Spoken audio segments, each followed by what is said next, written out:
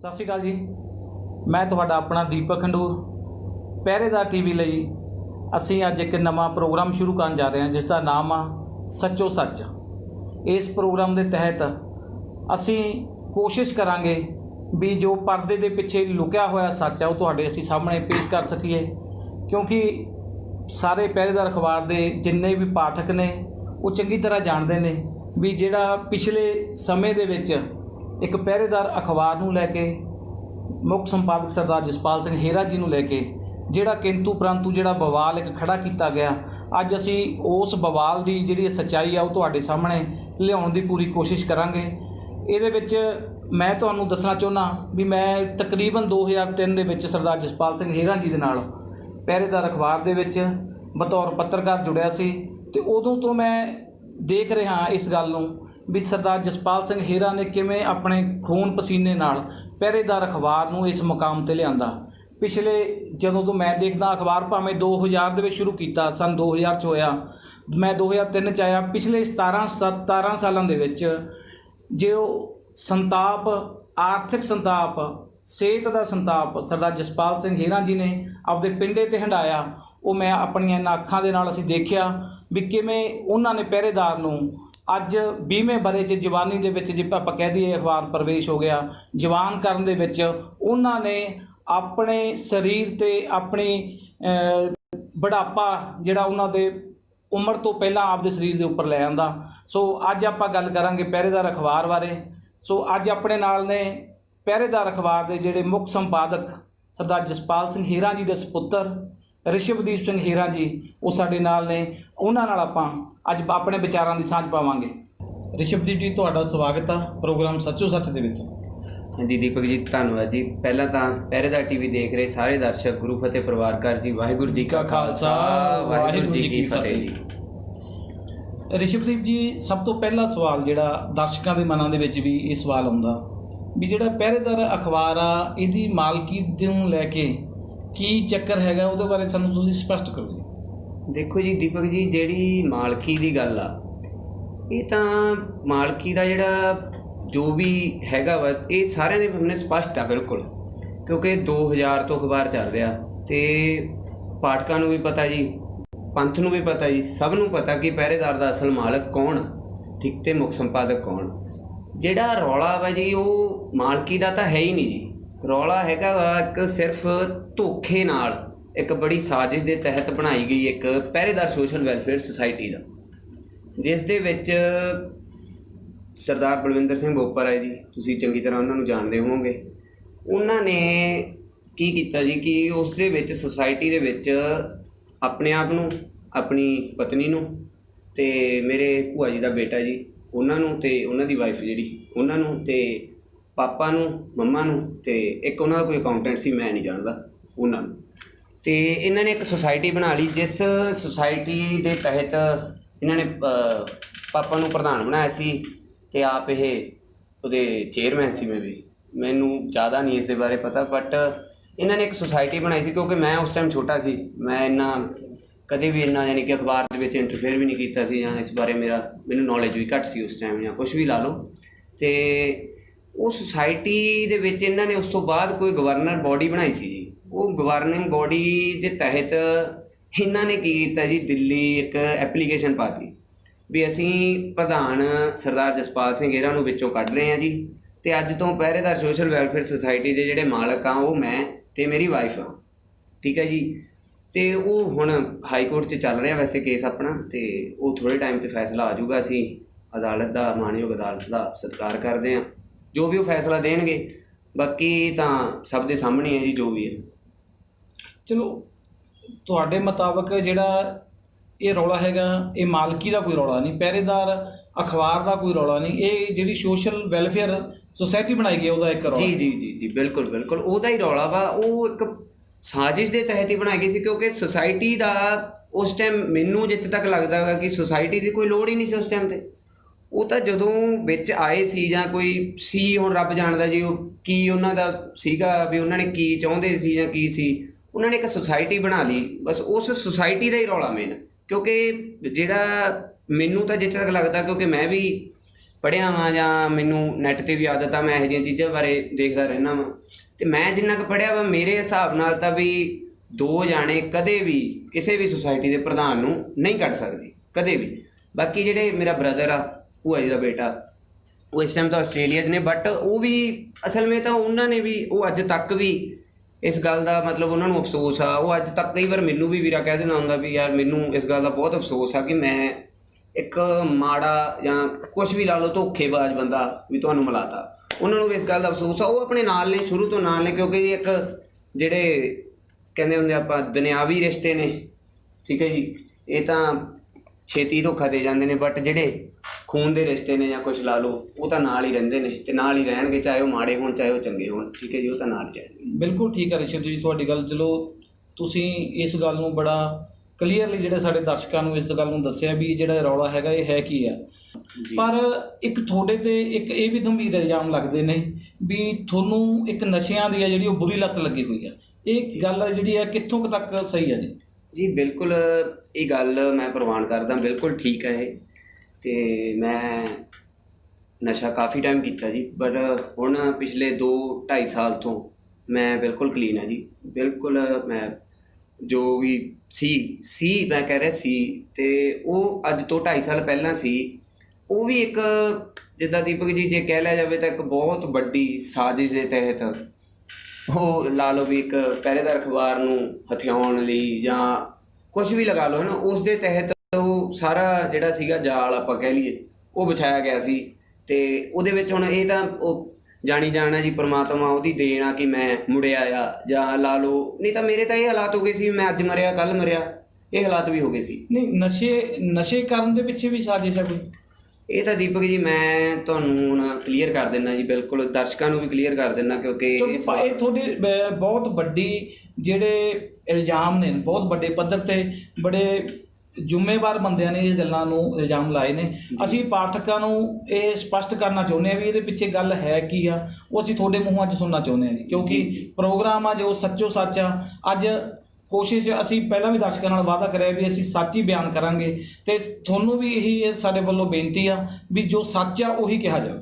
ਨਹੀਂ ਦੇਖੋ, ਜਿਹੜੀ ਗੱਲ ਇਹ ਸੱਚ ਵਾਲੀ ਆ ਉਹ ਤਾਂ ਮੈਂ ਵੀ ਇਹੀ ਚਾਹੁੰਦਾ ਸੀ ਵੀ ਜਿਹੜੀ ਸੱਚ ਦੀ ਜੇ ਆਪਾਂ ਇੱਕ ਲਹਿਰ ਸ਼ੁਰੂ ਕਰਨੀ ਹੈ, ਇਹ ਲਹਿਰ ਹੀ ਹੁੰਦੀ ਹੈ ਜੀ, ਇੱਕ ਪ੍ਰੋਗਰਾਮ ਇੱਕ ਲਹਿਰ ਹੁੰਦੀ ਹੈ ਵੀ ਜੇ ਆਪਾਂ ਇਹ ਲਹਿਰ ਸ਼ੁਰੂ ਕਰਨੀ ਹੈ ਸੱਚ ਦੀ, ਤਾਂ ਕਿਉਂ ਨਾ ਉਹ ਮੇਰੇ ਤੋਂ ਹੀ ਕੀਤੀ ਜਾਵੇ, ਠੀਕ ਹੈ ਜੀ, ਕਿਉਂ ਨਾ ਉਹ ਮੇਰੇ ਤੋਂ ਕੀਤੀ ਜਾਵੇ। ਅਤੇ ਉਸ ਦੇ ਤਹਿਤ ਮੈਂ ਬਿਲਕੁਲ ਇਸ ਗੱਲ ਨੂੰ ਮੈਂ ਪ੍ਰਵਾਨ ਕਰਦਾ ਜੀ ਵੀ ਮੈਂ ਨਸ਼ਾ ਕਰਦਾ ਸੀ, ਠੀਕ ਹੈ ਜੀ। ਬਟ ਇਹ ਗੱਲ ਹੈਗੀ ਹੈ ਜੀ ਦੀਪਕ ਜੀ, ਜੇ ਪਿੱਛੇ ਜਾਈਏ ਆਪਾਂ ਥੋੜ੍ਹਾ ਜਿਹਾ, ਅੱਜ ਤੋਂ 12 ਸਾਲ ਪਹਿਲਾਂ ਪਿੱਛੇ 2008 ਦੇ ਵਿੱਚ ਸਰਦਾਰ ਬਲਵਿੰਦਰ ਸਿੰਘ ਫੜੈਣ ਜੀ ਆਪਣੇ ਵਿੱਚ ਆਏ ਸੀ ਅਖਬਾਰ ਦੇ, ਅਤੇ ਉਹਨਾਂ ਨੇ ਜਦੋਂ ਅਖਬਾਰ ਦੇ ਵਿੱਚ ਆਏ ਸੀ ਤਾਂ ਉਹਨਾਂ ਨੇ ਇਹੀ ਬਾਪੂ ਜੀ ਨੂੰ ਕਿਹਾ ਸੀਗਾ ਕਿ ਭਈ ਮੈਂ ਆਪਣੇ ਬਾਪ ਦੀ ਸੇਵਾ ਨਹੀਂ ਕਰ ਸਕਿਆ, ਅਤੇ ਮੈਂ ਉਹ ਜਿਹੜੀ ਸੇਵਾ ਵਾ ਵੀ ਮੈਂ ਉਹ ਤੁਹਾਡੇ ਰੂਪ 'ਚ ਯਾਨੀ ਕਰਨਾ ਚਾਹੁੰਦਾ। ਅਤੇ ਚਲੋ ਬਾਪੂ ਜੀ ਜਿਵੇਂ ਤੁਹਾਨੂੰ ਪਤਾ ਕਿ ਉਹ ਉਹਨਾਂ ਦੀ ਇੱਕ ਬਹੁਤ ਵੱਡੀ ਆਦਤ ਆ ਜਾਂ ਕੁਛ ਵੀ ਲਗਾ ਲਓ, ਉਹਨਾਂ ਨੂੰ ਹੈਗਾ ਵਾ ਨਾ, ਉਹਨਾਂ ਨੇ ਉਵੇਂ ਜਿੱਦਾਂ ਉਹ ਅੱਖਾਂ ਮੀਟ ਕੇ ਹਰੇਕ 'ਤੇ ਯਕੀਨ ਕਰ ਲੈਂਦੇ ਆ, ਚਾਹੇ ਉਹ ਮਾੜਾ ਚਾਹੇ ਉਹ ਚੰਗਾ, ਉਹਨਾਂ ਨੇ ਇਹ ਨਹੀਂ ਦੇਖਣਾ, ਨਾ ਹੀ ਉਹ ਕਦੇ ਕਿਸੇ ਦਾ ਬੈਕਗਰਾਊਂਡ ਚੈੱਕ ਕਰਦੇ ਆ, ਨਾ ਹੀ ਉਹ ਕਿਸੇ ਦੀ ਨੀਂਦ ਚੈੱਕ ਕਰਦੇ ਆ, ਤੁਹਾਨੂੰ ਪਤਾ ਹੀ ਆ, ਠੀਕ ਹੈ ਜੀ। ਉਹ ਚੈੱਕ ਕਰਨਾ ਵੀ ਨਹੀਂ ਬਣਦਾ ਸੀ, ਕਿਉਂਕਿ ਤੁਹਾਡੇ ਕਹਿਣ ਦੇ ਮੁਤਾਬਕ ਵੀ ਤੁਹਾਡੇ ਭੂਆ ਜੀ ਦੇ ਬੇਟੇ ਦੇ ਥਰੂ ਜੀ ਉਹ ਤੁਹਾਨੂੰ ਮਿਲੇ ਸੀ। ਬਿਲਕੁਲ ਜੀ, ਉਹ ਉਹਨਾਂ ਦੇ ਥਰੂ ਆਏ ਸੀ। ਅਤੇ ਬਾਕੀ ਚਲੋ ਉਹਨਾਂ ਦੇ ਥਰੂ ਵੀ ਆਏ, ਉਹਨਾਂ ਨੂੰ ਵੀ ਅਸਲ ਵਿੱਚ ਪਤਾ ਨਹੀਂ ਸੀਗਾ ਵੀ ਕੀ ਉਹਨਾਂ ਦੇ ਮਨ 'ਚ ਆ ਜਾਂ ਕੀ ਆ ਕੀ ਨਹੀਂ, ਹੈ ਨਾ। ਚਲੋ ਉਹਨਾਂ ਨੂੰ ਉਹ ਮਿਲੇ, ਉਹ ਲੱਗਿਆ ਅਤੇ ਉਹ ਆਏ, ਚਲੋ ਆ ਕੇ ਉਹਨਾਂ ਨੇ ਜਦੋਂ ਏਡੀ ਵੱਡੀ ਗੱਲ ਕਹਿ ਤੀ ਤਾਂ ਉਹ ਕੁਦਰਤੀ ਹੈ ਜੀ, ਇੱਕ ਬੰਦੇ ਨੂੰ ਜਦੋਂ ਆਪਾਂ ਬਾਪ ਦਾ ਦਰਜਾ ਦੇ ਦਈਏ, ਉਹ ਬੰਦਾ ਫਿਰ ਉਹਨੇ ਤਾਂ ਕਹਿਣਾ ਵੀ ਠੀਕ ਆ ਬਈ, ਠੀਕ ਆ ਬਸ। ਅਤੇ ਇਹ ਵਿੱਚ ਐਂਟਰ ਹੋ ਗਏ, ਚਲੋ ਐਂਟਰ ਹੋਏ, ਅਤੇ ਉਸ ਤੋਂ ਬਾਅਦ ਜਦੋਂ ਮੈਂ ਤਾਂ ਚਲੋ ਉਦੋਂ ਛੋਟਾ ਸੀ ਥੋੜ੍ਹਾ ਜਿਹਾ, ਅਤੇ ਥੋੜ੍ਹਾ ਜਿਹਾ ਕਿਉਂ ਮੈਂ ਮਤਲਬ ਉਸ ਟਾਈਮ 10th 'ਚ ਸੀ, ਛੋਟਾ ਵੀ ਕਿਉਂ 10th 'ਚ ਸੀ ਲਾ ਲਓ, ਅਤੇ ਉਸ ਟਾਈਮ ਮੈਂ ਸਿੱਖੀ ਸਰੂਪ 'ਚ ਵੀ ਸੀ ਉਸ ਟਾਈਮ। ਅਤੇ ਜਦੋਂ ਇਹ ਆਏ ਨੇ ਅਤੇ ਮੈਨੂੰ ਯਾਦ ਹੈ ਜੀ, ਅਤੇ ਮੈਂ ਮਤਲਬ ਉਦੋਂ ਥੋੜ੍ਹਾ ਲਾ ਲਓ, ਮੈਂ ਨੈੱਟਬਾਲ ਦਾ ਨੈਸ਼ਨਲ ਦਾ ਪਲੇਅਰ ਰਿਹਾ ਜੀ,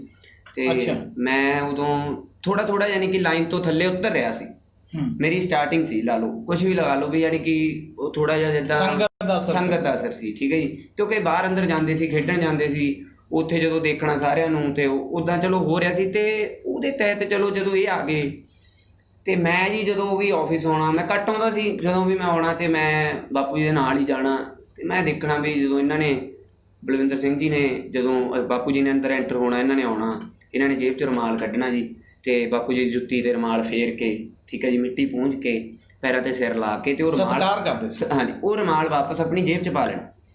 ਮੈਨੂੰ ਬੜਾ ਫੀਲ ਹੋਣਾ ਵੀ ਯਾਰ ਇਹ ਕੁਛ ਤਾਂ, ਮੈਂ ਆਪਦੇ ਦਿਲ ਨੂੰ ਕਹਿਣਾ ਵੀ ਯਾਰ ਇਹ ਕੁਛ ਤਾਂ ਵੀ ਰਿਸ਼ਵ ਤੂੰ ਨਹੀਂ ਕੀਤਾ ਕਦੇ ਆਪਦੇ ਪਿਓ ਨਾਲ, ਵੀ ਇਹ ਜੋ ਇਹ ਕਰ ਰਿਹਾ ਹੈ ਨਾ, ਵੀ ਬਹੁਤ ਮਾਣ ਕਰਦਾ ਤੇਰੇ ਪਿਓ ਦਾ ਵੀ। ਤੇ ਉਹਦੇ ਤੋਂ ਮੈਨੂੰ ਬਾਪੂ ਜੀ ਨੇ ਪਹਿਲੇ ਦਿਨ ਵੀ ਇੱਕ ਗੱਲ ਕਹਿਤੀ ਸੀ ਵੀ ਰਿਸ਼ੂ ਅੱਜ ਤੋਂ ਇਹ ਤੇਰਾ ਵੱਡਾ ਭਰਾ। ਬਿਲਕੁਲ ਠੀਕ ਹੈ। ਠੀਕ ਹੈ ਜੀ। ਤੇ ਉਹ ਜਦੋਂ ਮੈਂ ਆਪਦੀਆਂ ਅੱਖਾਂ ਨਾਲ ਵੀ ਦੇਖਣ ਲੱਗ ਗਿਆ ਤਾਂ ਮੇਰੇ ਵੀ ਦਿਲ 'ਚ ਸਤਿਕਾਰ ਵੱਧ ਗਿਆ ਉਹਨਾਂ ਦੀ। ਠੀਕ ਹੈ ਜੀ। ਮੈਂ ਚਲੋ ਉਹਨਾਂ ਨੇ ਕਰਨਾ ਸਾਰਾ ਕੁਝ, ਮੇਰੇ ਦਿਲ 'ਚ ਸਤਿਕਾਰ ਵਧੀ ਗਿਆ ਹੈ ਨਾ ਜੀ। ਤੇ ਉਸ ਤੋਂ ਥੋੜ੍ਹੇ ਟਾਈਮ ਬਾਅਦ ਨਾ ਜੀ ਮੈਂ ਐਡਮਿਸ਼ਨ ਲਈ ਸੀ ਮੋਗਾ ਕਾਲਜ, ਵਾਇਰਐਸ ਕਾਲਜ ਸਿਵਲ ਇੰਜੀਨੀਅਰਿੰਗ 'ਚ।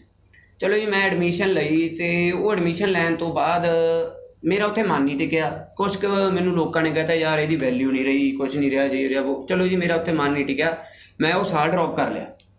ਠੀਕ ਹੈ। ਉਹ ਸਾਲ ਮੈਂ ਡਰੋਪ ਕਰ ਲਿਆ, ਤੇ +1 ਦਾ ਸਾਲ ਸੀ ਮੇਰਾ, ਉਹ ਮੈਂ ਡਰੋਪ ਕਰ ਲਿਆ। ਤੇ ਬਲਵਿੰਦਰ ਸਿੰਘ ਜੀ ਨੇ ਪਾਪਾ ਨੂੰ ਕਿਹਾ ਵੀ ਬਾਪੂ ਜੀ ਵੀ ਰਿਸ਼ੂ ਨੂੰ ਮੇਰੇ ਕੋਲ ਭੇਜ ਦਿਓ, ਮੈਂ ਆਪਦੇ ਕੋਲੇ ਇੱਥੇ +1 ਕਰਾ ਲੈਣਾ। ਠੀਕ ਹੈ। ਇਹਨਾਂ ਦਾ ਕੋਈ ਮਿੱਤਰ ਸੀ, ਉਹ ਇਹਨਾਂ ਦੇ ਘਰ ਤੋਂ ਥੋੜ੍ਹਾ ਜਿਹਾ ਅੱਗੇ ਕੋਈ ਸਕੂਲ ਸੀ ਛੋਟਾ ਜਿਹਾ, ਉੱਥੇ ਚਲੋ ਮੈਨੂੰ ਇਹ ਲੈ ਕੇ ਇਹਨਾਂ ਨੇ ਉੱਥੇ ਮੇਰੀ ਐਡਮਿਸ਼ਨ ਕਰਾਤੀ, ਜੋ ਵੀ ਸੀ ਹੈ ਨਾ। ਚਲੋ ਇਹਨਾਂ ਨੇ ਮੇਰੇ ਕਿਹਾ, ਮੈਂ ਉੱਥੇ ਜਾਣ ਲੱਗ ਗਿਆ ਪੜ੍ਹਨ। ਤੇ ਉੱਥੇ ਜਦੋਂ ਮੈਂ ਰਹਿਣਾ, ਤੇ ਹੁਣ ਜਦੋਂ ਮੈਨੂੰ ਇੱਕ ਗੱਲ ਕਹਿਤੀ ਜਾਵੇ, ਕਿਉਂਕਿ ਮੈਂ ਜੀ ਆਪਦੀ ਉਮਰ ਤੋਂ ਪਹਿਲਾਂ ਹੀ ਪੜ੍ਹਨ ਵਾਲੀ ਲਾਈਨ 'ਚ ਮੈਨੂੰ ਬਾਪੂ ਜੀ ਨੇ ਪਾਤਾ ਸੀ, ਤੇ ਮੈਂ 10ਵੀਂ ਦੇ ਵਿੱਚ ਸਿਰਫ 13 ਸਾਲ ਦਾ ਸੀ। ਠੀਕ ਹੈ। ਠੀਕ ਹੈ ਜੀ। ਮੈਂ 13 ਸਾਲ ਦਾ ਸੀ, ਕਿਉਂਕਿ ਮੇਰਾ 94 ਦਾ ਬਰਥ ਆ, 8/6/14 2008 'ਚ ਆਏ ਆ, ਤੇ 2009 ਦੀ ਗੱਲ ਆ, ਸੌਰੀ ਇਹ 2009 ਦੀ, ਮੈਂ 14 ਸਾਲ ਦਾ ਸੀ। ਤੇ 14 ਸਾਲ ਦੇ ਬੱਚੇ ਨੂੰ ਜਦੋਂ ਇੱਕ ਚੀਜ਼ ਪਤਾ ਲੱਗਣ ਲੱਗ ਵੀ ਹਾਂ ਯਾਰ ਮੇਰਾ ਇਹ ਵੱਡਾ ਭਰਾ ਵਾ, ਮੇਰਾ ਵੱਡਾ ਭਰਾ, ਮੇਰਾ ਵੱਡਾ ਭਰਾ, ਵੱਡਾ ਭਰਾ, ਤੇ ਉਸ ਦੇ ਤਹਿਤ ਮੈਂ ਚਲੋ ਉਸੇ ਤਰ੍ਹਾਂ ਇੱਜ਼ਤ ਕਰਦਾ ਸੀ। ਤੇ ਮੈਂ ਤਾਂ ਫਿਰ ਆਪਦਾ ਹੱਕ ਜੋ ਸੀ ਮੈਂ ਮੰਗਦਾ ਹੁੰਦਾ ਸੀ ਵੀ ਆ ਵੀਰੇ ਦਿਓ ਪੈਸੇ, ਆ ਦਿਓ ਪੈਸੇ। ਉਹ ਮੈਂ ਮੰਗਣਾ ਜੀ 100, ਮੈਨੂੰ ਮਿਲਣਾ 500। ਠੀਕ ਹੈ ਜੀ। ਮੈਨੂੰ ਮਿਲਣਾ 500। ਤੇ ਉਹ ਉਸ ਟਾਈਮ ਚਲੋ ਮੈਨੂੰ ਵੀ ਪਤਾ, ਤੁਹਾਨੂੰ ਵੀ ਪਤਾ, ਸਭ ਨੂੰ ਹੀ ਪਤਾ ਕਿ ਆਰਥਿਕ ਹਾਲਾਤ ਸਾਡੇ ਬਹੁਤ ਹੀ ਮਾੜੇ ਸੀ। ਬਿਲਕੁਲ ਸਹੀ। ਉਹ ਟਾਈਮ ਦੇ ਵਿੱਚ ਤਾਂ ਚਲੋ ਮੈਨੂੰ ਇੱਥੇ ਤੱਕ ਵੀ ਯਾਦ ਆ ਵੀ ਕਈ ਵਾਰ ਅਸੀਂ ਰੋਟੀ ਵੀ 2 ਟਾਈਮ ਖਾਧੀ ਆ। ਤੇ ਆਰਥਿਕ ਹਾਲਾਤ ਬਹੁਤ ਮਾੜੇ ਸੀ, ਤੇ ਬਹੁਤ ਮਾੜੇ ਆਰਥਿਕ ਹਾਲਾਤਾਂ 'ਚੋਂ ਆਪਾਂ ਮੰਗਣੇ 100 ਤੇ ਮਿਲਣਾ 500। ਉਹ ਕੁਦਰਤੀ ਆ ਵੀ ਇੱਕ ਤਾਂ ਮੇਰੇ ਦਿਲ 'ਚ ਉਹਨਾਂ ਲਈ ਸਤਿਕਾਰ ਹੋਰ ਵਧਣ ਲੱਗ ਗਿਆ। ਠੀਕ ਹੈ। ਕਿਉਂਕਿ ਪੈਸਾ ਤੁਹਾਨੂੰ ਵੀ ਪਤਾ ਹੀ ਆ ਬਹੁਤ ਵੱਡੀ ਚੀਜ਼ ਹੁੰਦੀ ਹੈ ਨਾ, ਉਹ ਵੀ ਇੱਕ 14 ਸਾਲ ਦੇ ਬੱਚੇ ਲਈ।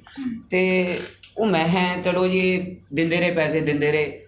ਹੌਲੀ ਹੌਲੀ ਹੌਲੀ ਹੌਲੀ ਮੈਂ ਜਦੋਂ ਉੱਥੋਂ ਇਹਨਾਂ ਕੋਲੋਂ ਆਇਆ ਤੇ ਮੈਨੂੰ ਲਾਲਚ ਹੋਣ ਲੱਗ ਗਿਆ, ਮੈਨੂੰ ਪੈਸੇ ਮਿਲਦੇ ਆ।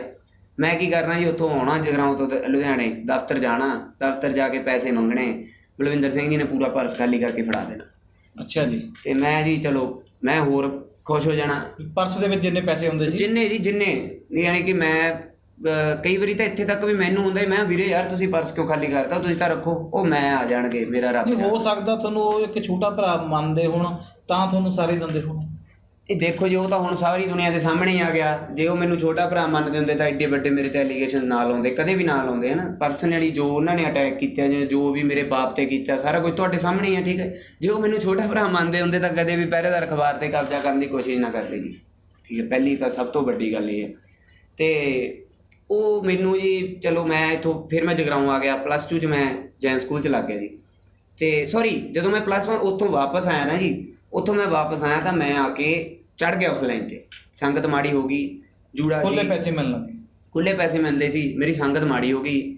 ਮੈਂ ਜੀ ਕੀ ਹੋਇਆ, ਮੇਰੇ ਜੂੜਾ ਹੁੰਦਾ ਸੀ ਤੇ ਮੇਰੇ ਨਾਲ ਦੇ ਮੁੰਡੇ ਹੁੰਦੇ ਉਹ ਸਿਗਰਟਾਂ ਪੀਂਦੇ ਹੁੰਦੇ ਸੀ। ਅੱਛਾ। ਉਹ ਕਾਫੀ ਉਹਨਾਂ ਨੇ ਸਿਗਰਟਾਂ ਪੀਣੀਆਂ ਨਾ, ਉਹ ਮੈਂ ਕਿਉਂਕਿ ਚਲੋ ਸੰਗਤ ਦਾ ਅਸਰ ਹੁੰਦਾ ਹੀ ਹੁੰਦਾ ਜੀ, ਮੈਂ ਉਹਨਾਂ ਨੂੰ ਦੇਖਣਾ ਵੀ ਸਿਗਰਟਾਂ ਪੀਂਦੇ ਯਾਰ ਮੈਂ ਵੀ ਪੀਵਾਂ। ਬਟ ਫਿਰ ਮੇਰੇ ਦਿਲ 'ਚ ਇੱਕ ਗੱਲ ਆਉਣੀ ਵੀ ਨਹੀਂ ਤੇਰੇ ਜੂੜਾ ਵਾ, ਤੂੰ ਨਹੀਂ ਇਹ ਕੰਮ ਕਰਨਾ। ਯਾਨੀ ਕਿ ਉਸ ਇੱਕ ਚਾਹ ਨੇ ਮੈਨੂੰ ਇੱਥੇ ਤੱਕ ਮਜਬੂਰ ਕਰਤਾ ਵੀ ਮੈਂ ਇੱਕ ਦਿਨ ਰਾਤ ਨੂੰ ਕੇਸ ਕਤਲ ਕਰਾ ਕੇ ਘਰੇ ਚਲਿਆ ਗਿਆ। ਜਗਰਾਉਂ ਮੈਂ ਕੇਸ ਕਤਲ ਕਰਾਇਆ ਤੇ ਮੈਂ ਮੰਮਾ ਨੂੰ ਫੋਨ ਲਾਤਾ। ਮੈਂ ਕਿਹਾ ਜੀ ਮੰਮੀ ਮੈਂ ਵਾਲ ਕਟਾਤੇ ਤੇ ਮੈਂ ਘਰੇ ਆ ਰਿਹਾ। ਮੰਮੀ ਨੇ ਫੋਨ ਕੱਟਤਾ ਇਹਨਾਂ ਮੈਨੂੰ, ਉਹਨਾਂ ਨੇ ਕੋਈ ਜਵਾਬ ਨਹੀਂ ਦਿੱਤਾ, ਮੂਹਰੋਂ ਕੁਛ ਨਹੀਂ ਦਿੱਤਾ। ਤੇ ਮੈਂ ਜਦੋਂ ਘਰੇ ਗਿਆ, ਮੈਨੂੰ ਪਾਪਾ ਨੇ ਜਦੋਂ ਦੇਖਿਆ ਫਸਟ ਟਾਈਮ ਤਾਂ ਮਤਲਬ ਵੀ ਉਹ ਪੂਰੀ ਉੱਚੀ ਉੱਚੀ ਰੋਣ ਲੱਗ ਗਏ ਸੀ। ਤੇ ਮੈਂ ਉਸ ਗੱਲ ਦੀ ਪਰਵਾਹ ਨਹੀਂ ਕੀਤੀ ਜੀ ਬਿਲਕੁਲ ਵੀ। ਉਹ ਰੋਣ ਲੱਗ ਗਏ, ਮੈਂ ਬਾਹਰ ਨਿਕਲਿਆ ਜੀ ਘਰ 'ਚੋਂ। ਤੇ ਮੇਰੇ ਪਿਓ ਨੇ ਜੀ ਮੈਨੂੰ 8 ਮਹੀਨੇ ਨਹੀਂ ਸੀ ਬੁਲਾਇਆ ਉਸ ਤੋਂ ਬਾਅਦ, ਪੂਰੇ 8 ਮਹੀਨੇ। ਠੀਕ ਹੈ। ਉਹ 8 ਮਹੀਨਿਆਂ ਦੇ ਵਿੱਚ ਮੇਰਾ ਖਰਚਾ ਜੋ ਵੀ ਸੀ ਉਹ ਸਭ ਕੁਝ ਮੈਨੂੰ ਸਰਦਾਰ ਬਲਵਿੰਦਰ ਸਿੰਘ ਜੀ ਤੋਂ ਮਿਲਦਾ ਸੀ। ਠੀਕ ਹੈ ਜੀ। ਤੇ ਉਸ ਟਾਈਮ ਨਵਾਂ ਦੌਰ ਸ਼ੁਰੂ ਹੋਇਆ ਸੀ ਜੀ ਚਿੱਟੇ ਦਾ। ਅੱਛਾ ਜੀ। ਨਵਾਂ ਦੌਰ ਸ਼ੁਰੂ ਹੋਇਆ ਸੀ 2011-12। ਪੰਜਾਬ ਦੀ ਬਹੁਤ ਸਾਰੀ ਜਵਾਨੀ ਹੈ ਜਿਹੜੀ ਉਹ ਚਿੱਟੇ ਨੇ ਜੀ ਸਿਵਿਆਂ ਦੇ ਰਾਹ ਤੋਰੀ ਹੈ। ਜੀ ਉਸ ਟਾਈਮ ਨਵਾਂ ਦੌਰ ਸ਼ੁਰੂ ਹੋਇਆ ਸੀ ਚਿੱਟੇ ਦਾ। ਤੇ ਜਦੋਂ ਕੋਲੇ ਪੈਸੇ ਹੁੰਦੇ ਉਦੋਂ ਤਾਂ ਸਸਤਾ ਬਹੁਤ ਸੀ ਜੀ ਚਿੱਟਾ। ਅੱਛਾ, ਤੁਸੀਂ ਚਿੱਟਾ ਵੀ ਲਾਇਆ? ਜੀ ਮੈਂ ਪ੍ਰਮਾਣ ਚਿੱਟੇ ਦਾ ਹੀ ਮੈਂ ਨਸ਼ਾ ਕੀਤਾ, ਮੈਂ ਹੋਰ ਕੋਈ ਨਸ਼ਾ ਵੀ ਨਹੀਂ ਕੀਤਾ। ਅੱਛਾ। ਮੈਂ ਚਿੱਟੇ ਦਾ ਨਸ਼ਾ ਹੀ ਸ਼ੁਰੂ ਵੀ ਚਿੱਟੇ ਦੇ ਨਸ਼ੇ ਤੋਂ ਹੀ ਹੋਇਆ ਸੀ ਤੇ ਛੱਡਿਆ ਵੀ ਐਂਡ ਤੇ ਆ ਕੇ ਚਿੱਟੇ ਦਾ ਨਸ਼ਾ ਹੀ ਹੈ। ਤੇ ਮੈਂ ਉਦੋਂ ਬਹੁਤ ਸਸਤਾ ਹੁੰਦਾ ਜੀ ਤੇ ਮੈਨੂੰ ਜਦੋਂ ਪੈਸੇ ਮਿਲਣੇ ਇੰਨੇ ਤੇ ਮੈਂ ਜੀ ਆਉਣਾ ਤੇ ਮੇਰੇ ਨਾਲ ਦੇ ਤਾਂ ਪਹਿਲੇ ਉਹੋ ਜਿਹੇ ਸੀ ਤੇ ਉਹਨਾਂ ਨੇ ਦੇਖਣਾ ਵੀ ਇਹਦੇ ਕੋਲ ਪੈਸੇ ਹੁੰਦੇ ਆ ਤੇ ਜੀ ਆਪਾਂ ਲਿਆ ਅੱਜ ਆਹ ਨਵੀਂ ਚੀਜ਼ ਆਈ ਆਪਾਂ ਇਹ ਲੈ ਕੇ ਕਰਕੇ ਦੇਖੀਏ। ਮੈਂ ਕਹਿਣਾ ਭਾਈ ਠੀਕ ਆ ਤੇ ਲੈ ਆਂਦੀ ਤੇ ਅਸੀਂ ਜੀ ਪਹਿਲੀ ਵਾਰੀ ਜਦੋਂ ਮੈਂ ਨਸ਼ਾ ਕੀਤਾ ਤੇ ਮੈਂ ਉਸ ਦਿਨ ਘਰੇ ਨਹੀਂ ਆਇਆ, ਮੈਂ ਘਰੋਂ ਬਾਹਰ ਹੀ ਰਿਹਾ ਸੀ। ਤੇ ਚਲੋ ਜੀ ਪਹਿਲੇ ਦਿਨ ਕੀਤਾ, ਦੂਜੇ ਦਿਨ ਮੈਂ ਹੌਲੀ ਪੱਕਾ ਹੋ ਗਿਆ। ਪੱਕਾ ਹੁੰਦਾ ਗਿਆ ਹੌਲੀ 2 ਸਾਲ ਬਾਅਦ ਘਰੋਂ ਪੈਸੇ ਚੋਰੀ ਕਰਨ ਲੱਗ ਗਿਆ ਮੈਂ ਤੇ ਉਹ ਘਰੇ ਪਤਾ ਲੱਗ ਗਿਆ। ਤੁਹਾਨੂੰ ਖਰਚਾ ਮਿਲਣਾ ਬੰਦ ਹੋ ਗਿਆ ਉਦੋਂ? ਨਹੀਂ ਬੰਦ ਨਹੀਂ ਹੋ ਗਿਆ, ਮਿਲਦਾ ਉਧਰੋਂ ਵੀ ਸੀ। ਲੋੜ ਵੱਧ ਗਈ ਜੀ, ਲੋੜ ਵੱਧ ਗਈ। ਦੇਖੋ ਜਿਹੜੀ ਗੱਲ ਆ, ਲੋੜ ਵੱਧ ਗਈ ਤੇ ਲੋੜ ਵੱਧ ਗਈ ਤੇ ਮੈਂ ਘਰੇ ਜੀ ਪਤਾ ਲੱਗ ਗਿਆ ਜੀ। ਤੇ ਮੈਂ ਬਾਪੂ ਜੀ ਨੇ ਮੈਨੂੰ ਫੜ ਲਿਆ ਤੇ ਬਾਪੂ ਜੀ ਮੈਨੂੰ ਯਾਨੀ ਕਿ ਬਹੁਤ ਉਦੋਂ ਬੋਲੇ ਵੀ ਸੀ। ਚਲੋ ਯਾਨੀ ਕਿ ਉਹਨਾਂ ਦੀ ਤੁਹਾਨੂੰ ਪਤਾ ਉਹਨਾਂ ਸੁਭਾਅ ਦਾ, ਮੇਰੇ ਤੇ ਅੱਜ ਤੱਕ ਉਹਨਾਂ ਨੇ ਹੱਥ ਨਹੀਂ ਚੱਕਿਆ ਕਦੇ ਵੀ। ਤੇ ਮੈਨੂੰ ਉਹਨਾਂ ਨੇ ਕਾਫੀ ਚਲੋ ਬੋਲੇ ਵੀ ਤੂੰ ਇਹ ਕਿਹੜੇ ਰਾਹ ਪੈ ਗਿਆ ਜਾਂ ਕੁਛ। ਮੈਂ ਉਹਨਾਂ ਨੂੰ ਕਹਤੇ ਮੈਂ ਛੱਡ ਦਿੰਦਾ ਤੇ ਉਦੋਂ ਇਹਨਾਂ ਨੇ ਬਲਵਿੰਦਰ ਸਿੰਘ ਜੀ ਨੇ ਨਾ ਮੈਨੂੰ ਆਪਦੇ ਇੱਕ ਦੋਸਤ ਦੇ ਘਰ ਛੱਡਤਾ ਸੀ। ਮੈਨੂੰ ਯਾਦ ਆ ਆਹ ਆਪਣਾ ਨਹਿਰ ਦੇ ਉੱਤੇ ਕੋਠੀ ਸੀ ਕਿਸੇ ਦੀ, ਮੈਂ ਉਹਨਾਂ ਨੂੰ ਨਹੀਂ ਜਾਣਦਾ ਕੌਣ ਸੀਗੇ। ਇਹਨਾਂ ਨੇ ਮੈਨੂੰ ਉੱਥੇ ਛੱਡਤਾ ਸੀ। ਮੈਂ 2-3 ਦਿਨ ਰਿਹਾ ਸੀ ਤੇ ਮੈਂ ਨਸ਼ਾ ਛੱਡ ਦੂੰ। ਹਾਂ ਵੀ ਨਸ਼ਾ ਛੱਡ ਲੈ। ਇਹਨਾਂ ਨੇ ਦਵਾਈ ਵੀ ਦਵਾਈ ਸੀ ਮੈਨੂੰ ਤੇ ਉਹ ਦਵਾਈ ਨੇ ਤਾਂ ਕੁਛ ਕੀਤਾ ਨਹੀਂ ਤੇ ਤੋੜ ਲਾਤੀ। ਮੈਂ ਉੱਥੋਂ ਵੀ ਭੱਜ ਗਿਆ ਸੀ ਤੇ ਉਸ ਤੋਂ ਬਾਅਦ ਹੀ ਇਹਨਾਂ ਨੇ ਪੂਰੀ ਨਾ ਇੱਕ ਪਲੈਨਿੰਗ ਦੇ ਤਹਿਤ, ਕਿਉਂਕਿ ਜਿਸ ਪਿਓ ਦੇ ਮਨ 'ਚ ਅੱਗ ਲੱਗ ਜਾਏ ਮੇਰਾ ਪੁੱਤ ਨਸ਼ੇ ਕਰਨ ਲੱਗ ਗਿਆ, ਉਹਨੂੰ ਤਾਂ ਆਪਾਂ ਜੋ ਕਹਾਂਗੇ ਉਹਨੇ ਉੱਥੇ ਹੀ ਤੁਰ ਪੈਣਾ। ਇਹਨਾਂ ਨੇ ਕੀ ਕੀਤਾ ਜੀ ਵੀ ਬਾਪੂ ਜੀ ਨੂੰ ਇਸ ਪਾਸੇ ਤੋਰ ਲਿਆ ਵੀ ਆਪਾਂ ਇਹਨੂੰ ਬਾਹਰ ਕੱਢ ਦਿੰਦੇ ਹਾਂ ਵੀ ਛੱਡੋ ਇੱਥੇ ਕੀ ਕਰਾਉਣਾ ਵੀ ਆਪੇ 'ਚ ਨਸ਼ਾ ਕਰਦਾ ਵੀ ਆਪਾਂ ਇਹਨੂੰ ਬਾਹਰ ਭੇਜ ਦਿੰਦੇ ਹਾਂ ਬਾਹਰਲੇ ਮੁਲਕ 'ਚ। ਚਲੋ ਜੀ ਮੇਰੇ ਨਾਲ ਗੱਲਬਾਤ ਹੋਈ, ਕਹਿੰਦੇ ਵੀ ਤੈਨੂੰ ਨਾ ਆਸਟ੍ਰੇਲੀਆ ਭੇਜਣਾ ਵਾਇਆ ਮਲੇਸ਼ੀਆ। ਤੇ ਕਿਉਂਕਿ ਜੀ ਮੇਰਾ ਮਤਲਬ +2 ਹੋ ਗਈ ਸੀ ਉਦੋਂ, 2 ਸਾਲ ਦਾ ਗੈਪ ਪੈ ਗਿਆ ਸੀ। ਮੈਂ ਆਈਲੈਟਸ ਕੀਤੀ ਨਹੀਂ ਸੀ, ਮੈਨੂੰ ਲਾਇਆ ਸੀ ਆਈਲੈਟਸ ਕਰਨ ਤੇ ਮੈਂ ਉੱਥੋਂ ਭੱਜ ਗਿਆ ਆਈਲੈਟਸ ਨੂੰ। ਮੈਂ ਉੱਥੇ ਵੀ ਨਹੀਂ ਜਾਂਦਾ ਸੀ, ਮੈਂ ਨਸ਼ਾ ਨੁਸ਼ਾ ਕਰਕੇ ਇੱਧਰ ਉੱਧਰ ਤੁਰੇ ਫਿਰਦੇ ਰਹਿੰਦੇ ਤੇ ਜੀ ਉਹ ਆਈਲੈਟਸ ਵੀ ਨਹੀਂ ਕੀਤੀ ਮੈਂ। ਤੇ ਮੈਨੂੰ ਇਹ ਕਹਿੰਦੇ ਵੀ ਸਾਡੇ ਕੋਲ ਇੱਕ ਹੱਲ ਹੈਗਾ। ਇਹਨਾਂ ਨੇ ਨਾ ਪੱਖੋਵਾਲ ਰੋਡ ਤੇ ਆਪਣੇ ਇੱਕ ਦਫ਼ਤਰ ਹੁੰਦਾ ਸੀਗਾ ਜੀ ਪਹਿਰੇਦਾਰ ਦਾ, ਤੁਹਾਨੂੰ ਪਤਾ ਹੋਊਗਾ। ਤੇ ਉਸ ਦਫ਼ਤਰ ਦੇ ਨਾ ਥੱਲੇ ਉਹ ਜਿਹੜਾ 3rd ਫਲੋਰ ਤੇ ਆਪਣਾ ਦਫ਼ਤਰ ਸੀ, 2nd ਫਲੋਰ ਤੇ ਇੱਕ ਏਜੰਟ ਆਇਆ 2 ਮਹੀਨੇ ਪਹਿਲਾਂ ਹੀ ਆਇਆ ਉਹ। ਹੁਣ ਉਹ ਰੱਬ ਜਾਣਦਾ ਵੀ ਉਹਨੂੰ ਲੈ ਕੇ ਆਏ ਸੀ ਜਾਂ ਉਹ ਸੱਚੀ ਹੋਇਆ ਸੀ। ਉਹ ਆਇਆ ਜੀ, ਚਲੋ ਜੀ ਇਹਨਾਂ ਨੇ ਗੱਲਬਾਤ ਕੀਤੀ, ਠੀਕ ਆ ਜੀ, ਹਾਂਜੀ ਆਪਾਂ ਬਾਹਰ ਭੇਜਣਾ ਆਇਆ ਕਰਨਾ ਜੋ ਕਰਨਾ। ਮੈਨੂੰ ਵੀ ਮਨਾ ਲਿਆ, ਮੈਂ ਕਿਹਾ ਜੀ ਠੀਕ ਆ। ਤੇ ਚਲੋ ਜੀ ਇੱਥੋਂ ਇਹਨਾਂ ਨੇ ਮੈਨੂੰ ਤੇ ਟੂਰਿਸਟ ਵੀਜ਼ਾ ਲਵਾ ਕੇ ਮੈਨੂੰ ਤੇ ਬਾਪੂ ਜੀ ਦੋਨਾਂ ਨੂੰ ਟੂਰਿਸਟ ਵੀਜ਼ੇ ਤੇ ਆਸਟ੍ਰੇਲੀਆ, ਹਾਂ ਨਾ ਮਲੇਸ਼ੀਆ, ਵਾਇਆ ਮਲੇਸ਼ੀਆ ਕਹਿੰਦੇ ਸੀ ਭੇਜਾਂਗੇ ਤੇ ਵਾਇਆ ਇਹਨਾਂ ਨੇ ਟੂਰਿਸਟ ਵੀਜ਼ਾ ਲਵਾ ਕੇ ਮੈਨੂੰ ਬਾਪੂ ਜੀ ਦੋਨਾਂ ਜਣਿਆਂ ਨੂੰ ਮਲੇਸ਼ੀਆ ਭੇਜਤਾ ਜੀ। ਅੱਛਾ, ਹਾਂਜੀ ਵੀ ਬਾਪੂ ਜੀ ਨੂੰ ਕਹਿੰਦੇ ਚੱਲ ਤੁਸੀਂ ਇਹਨੂੰ ਛੱਡਿਓ ਵੀ ਤੁਹਾਡਾ ਵੀਜ਼ਾ ਨਾਲ ਲਵਾਦਾ। ਚਲੋ ਜੀ ਬਾਪੂ ਜੀ ਮੈਨੂੰ ਉੱਥੇ ਛੱਡ ਕੇ ਇਹਨਾਂ ਨੇ ਬੜਾ ਕਹਿਤਾ ਵੀ ਉੱਥੇ ਯੂਨੀਵਰਸਿਟੀ ਆ ਜੀ, ਇਹ ਆ ਫਲਾਨੀ ਆਏ ਆ, ਉਹ ਆਪੇ ਅੱਗੇ ਭੇਜਣਗੇ, ਜੇ ਕਰਨਗੇ ਉਹ ਕਰਨਗੇ ਜੋਬ। ਆਸਟ੍ਰੇਲੀਆ ਯੂਨੀਵਰਸਿਟੀ ਵਿੱਚ ਤੁਸੀਂ ਪੜ੍ਹਨਾ ਸੀਗਾ ਜਾ ਕੇ, ਵਾਇਆ ਮਲੇਸ਼ੀਆ ਜਾਣਾ ਸੀ। ਮਲੇਸ਼ੀਆ 'ਚ ਕਹਿੰਦੇ ਕੋਈ ਬ੍ਰਾਂਚ ਆ ਉਹਨਾਂ ਦੀ ਯੂਨੀਵਰਸਿਟੀ ਦੀ, ਉੱਥੇ ਤੁਹਾਨੂੰ ਸਾਲ ਪੜ੍ਹਨਾ ਪਊ, ਉਹ ਕੰਮ ਵੀ ਦਿਵਾਉਣਗੇ, ਉਸ ਤੋਂ ਬਾਅਦ ਤੁਹਾਨੂੰ ਆਸਟ੍ਰੇਲੀਆ ਭੇਜਤਾ ਜਾਓ। ਠੀਕ ਹੈ ਜੀ। ਤੇ ਉਹ ਮੇਰੇ ਬ੍ਰਦਰ ਨਾਲ ਵੀ ਬਾਹਰ ਆਸਟ੍ਰੇਲੀਆ 'ਚ ਉਹਦੇ ਨਾਲ ਵੀ ਗੱਲਬਾਤ ਹੋਈ। ਉਹ ਕਹਿੰਦਾ ਵੀ ਠੀਕ ਆ ਕੋਈ ਗੱਲ ਨਹੀਂ ਵੀ ਆ ਜਾਵੇ, ਮੈਂ ਸਾਂਭੂਗਾ ਹੈ ਨਾ, ਕਿਉਂਕਿ ਚਲੋ ਭਰਾ ਨੇ ਤਾਂ ਭਰਾ ਦੀ ਕਰਨੀ ਸੀ। ਤੇ ਇਹਨਾਂ ਨੇ ਜੀ ਉੱਥੋਂ ਮਲੇਸ਼ੀਆ ਤੋਂ ਮੈਨੂੰ ਭੇਜਤਾ, ਚਲੋ ਹੈ ਨਾ ਟੂਰਿਸਟ ਵੀਜ਼ੇ 'ਤੇ ਭੇਜਿਆ। ਤੇ ਉਸ ਤੋਂ ਬਾਅਦ ਟਾਈਮ ਲੰਘਦਾ ਗਿਆ, ਭੇਜਤਾ। ਚਲੋ ਮੈਂ ਉੱਥੇ ਗਿਆ, ਮੈਂ ਨਸ਼ੇ ਦਾ ਆਦੀ ਸੀ, ਮੈਨੂੰ ਇਹਨਾਂ ਨੇ ਵਿੱਚੋਂ ਹੀ ਭੇਜਤਾ ਤੇ ਮੈਂ ਤਾਂ ਉੱਥੇ ਵੀ ਨਸ਼ਾ ਲੱਭਣਾ ਹੀ ਸੀ। ਮੈਂ ਲੱਭਣ ਲੱਗ ਗਿਆ ਮਲੇਸ਼ੀਆ, ਹਾਂਜੀ ਮਲੇਸ਼ੀਆ ਦੇ ਵਿੱਚ ਮੈਂ ਉੱਥੇ ਨਸ਼ਾ ਲੱਭਿਆ। ਤੇ ਮਲੇਸ਼ੀਆ ਦੇ ਵਿੱਚ ਨਸ਼ਾ ਬਹੁਤ ਸਸਤਾ ਹੈ। ਨਹੀਂ ਤੁਹਾਡੀ ਗੱਲ ਵਿਚਕਾਰ ਆ, ਇਹਨਾਂ ਸਭ ਵਾਪਸ ਆ ਗਏ ਤੁਹਾਨੂੰ ਛੱਡ ਕੇ? ਹਾਂਜੀ, ਇਹ ਤਾਂ 2 ਦਿਨ ਬਾਅਦ ਹੀ, ਤੁਹਾਨੂੰ ਪਤਾ ਉਹ ਤਾਂ ਅਖਬਾਰ ਬਿਨਾਂ ਰਹਿੰਦੇ ਨਹੀਂ। ਉਹ ਤਾਂ ਹੁਣ ਵੀ ਆ ਤੁਹਾਡੇ ਸਾਹਮਣੇ ਆ, ਜੋ ਬਾਈਪਾਸ ਆ ਜੀ ਆਉਣ ਤੋਂ ਬਾਅਦ ਵੀ ਹੁਣ ਕਹਿੰਦੇ ਮੈਨੂੰ ਲੈ ਕੇ ਚੱਲੋ। ਉਹ ਤਾਂ ਰਹਿੰਦੇ, ਉਹ ਤਾਂ 2 ਦਿਨਾਂ ਬਾਅਦ ਹੀ ਮੈਨੂੰ ਕਹਿੰਦੇ ਮੈਨੂੰ ਚੜਾਇਆ ਭਾਈ, ਮੈਂ ਉਹਨਾਂ ਨੂੰ ਚੜਾ ਕੇ ਉਹ ਵਾਪਸ ਆ ਗਏ, ਮੈਂ ਉੱਥੇ ਰਹਿ ਗਿਆ। ਤੇ ਮੈਨੂੰ ਇਹ ਵਾਅਦੇ ਇਹ ਹੋਏ ਸੀ ਵੀ ਤੇਰੀ ਯੂਨੀਵਰਸਿਟੀ ਸਟਾਰਟ ਹੋ ਜਾਊਗੀ ਇੰਨੇ ਦਿਨਾਂ ਬਾਅਦ, ਇੰਨੇ ਦਿਨਾਂ ਜੋ ਵੀ ਸੀ ਹੈ ਨਾ। ਤੇ ਮੈਂ ਜੀ ਨਸ਼ੇ ਦਾ ਆਦੀ ਸੀ, ਮੈਂ ਉੱਥੇ ਵੀ ਲੱਭ ਲਏ ਬੰਦੇ, ਲੱਭ ਲਏ ਤੇ ਮੈਂ ਉੱਥੋਂ ਨਸ਼ਾ ਨੁਸ਼ਾ ਮਾੜਾ ਮੋਟਾ ਲੱਭ ਕੇ ਤੇ ਚਲੋ ਮਾੜਾ ਮੋਟਾ ਆਪਦਾ ਤੋਰਨ ਲੱਗ ਗਿਆ ਕੰਮ। ਅੱਛਾ, ਉੱਥੇ ਵੀ ਤੁਸੀਂ ਨਸ਼ਾ ਕਰਦੇ ਸੀ? ਉੱਥੇ ਮੈਂ ਨਸ਼ਾ ਲੱਭ ਲਿਆ ਜੀ ਹੈ ਨਾ। ਹਾਂਜੀ, ਤੇ ਕਰਨ ਲੱਗ ਗਿਆ ਸੀ ਦੁਬਾਰਾ। ਚਲੋ ਜੀ, ਤੇ ਮਹੀਨਾ ਲੰਘਿਆ, 2 ਮਹੀਨੇ ਲੰਘੇ, 3 ਮਹੀਨੇ ਲੰਘੇ, ਯਾਨੀ ਕਿ ਮੈਨੂੰ ਇੱਧਰੋਂ ਵੀ ਖਰਚਾ ਉੱਧਰ ਭੇਜਿਆ ਜਾਂਦਾ ਰਿਹਾ। ਅੱਛਾ, ਠੀਕ ਹੈ ਜੀ। ਤੇ ਨਾ ਤਾਂ ਮੈਨੂੰ ਉੱਥੇ ਕੋਈ ਜੋਬ ਮਿਲੀ, ਕਿਉਂਕਿ ਜੋ ਮੈਨੂੰ ਤਾਂ ਕਿ ਮਿਲੂਗੀ ਤੈਨੂੰ ਜੋਬ ਅਸੀਂ ਦਵਾਵਾਂਗੇ, ਨਾ ਕੋਈ ਯੂਨੀਵਰਸਿਟੀ ਲੱਭੀ ਜਿੱਥੇ ਮੈਨੂੰ ਕਹਿੰਦੀ ਤੇਰੀ ਐਡਮਿਸ਼ਨ ਹੋ ਗਈ। ਅੱਛਾ, ਯੂਨੀਵਰਸਿਟੀ ਹੈ ਹੀ ਨਹੀਂ ਸੀ ਉੱਥੇ? ਹੈ ਹੀ ਨਹੀਂ ਸੀ ਜੀ, ਯੂਨੀਵਰਸਿਟੀ ਛੱਡੋ। ਅੱਛਾ, ਉਹ ਏਜੰਟ ਨੇ ਤੁਹਾਨੂੰ ਝੂਠ ਬੋਲਿਆ? ਰੱਬ ਜਾਣਦਾ ਜੀ, ਹੁਣ ਏਜੰਟ ਨੇ ਝੂਠ ਬੋਲਿਆ ਜਾਂ ਉਹ ਤੋਂ ਬੁਲਾਇਆ ਗਿਆ ਹੈ ਨਾ ਮੈਨੂੰ, ਕਿਉਂਕਿ ਮੈਨੂੰ ਤਾਂ ਏਜੰਟ ਨੇ ਕੁਝ ਕਿਹਾ ਨਹੀਂ ਸੀ। ਉਹ ਤਾਂ ਮੈਨੂੰ ਤਾਂ ਬਲਵਿੰਦਰ ਸਿੰਘ ਜੀ ਨੇ ਕਿਹਾ ਸੀ ਵੀ ਉੱਥੇ ਤੈਨੂੰ ਯੂਨੀਵਰਸਿਟੀ ਮਿਲੂਗੀ। 2 ਮਹੀਨੇ ਲੰਘੇ ਜੀ, 3 ਮਹੀਨੇ ਲੰਘੇ, ਕੋਈ ਯੂਨੀਵਰਸਿਟੀ ਨਹੀਂ, ਕੁਝ ਨਹੀਂ। ਯੂਨੀਵਰਸਿਟੀ ਦਾ ਛੱਡੋ ਜੀ, ਮੈਨੂੰ ਤਾਂ ਰੂਮ ਵੀ ਨਹੀਂ ਲੈ ਕੇ ਦਿੱਤਾ ਇਹਨਾਂ ਨੇ ਇੱਕ ਉੱਥੇ। ਮੈਂ ਹੋਟਲ ਦੇ ਰੂਮ 'ਚ ਰਹਿੰਦਾ ਸੀ। ਉਹਦਾ ਜਦੋਂ ਮੈਂ ਦੇਖਿਆ ਇੰਨਾ ਖਰਚਾ, ਮੈਂ ਉੱਥੇ ਮਸਾਂ ਰੂਮ ਲੱਭਿਆ ਇੱਕ ਸਸਤਾ। ਅੱਛਾ, ਹਾਂਜੀ, ਹੋਰ ਛੱਡੋ, ਰੂਮ ਤਾਂ ਛੱਡੋ, ਉੱਥੇ ਮੈਨੂੰ ਕੋਈ ਸਾਂਭਣ ਵਾਲਾ ਵੀ ਨਹੀਂ ਸੀ। ਠੀਕ ਹੈ ਜੀ, ਮੈਂ ਤਾਂ ਸਿਰਫ 19 ਸਾਲ ਦਾ ਸੀ ਉਦੋਂ।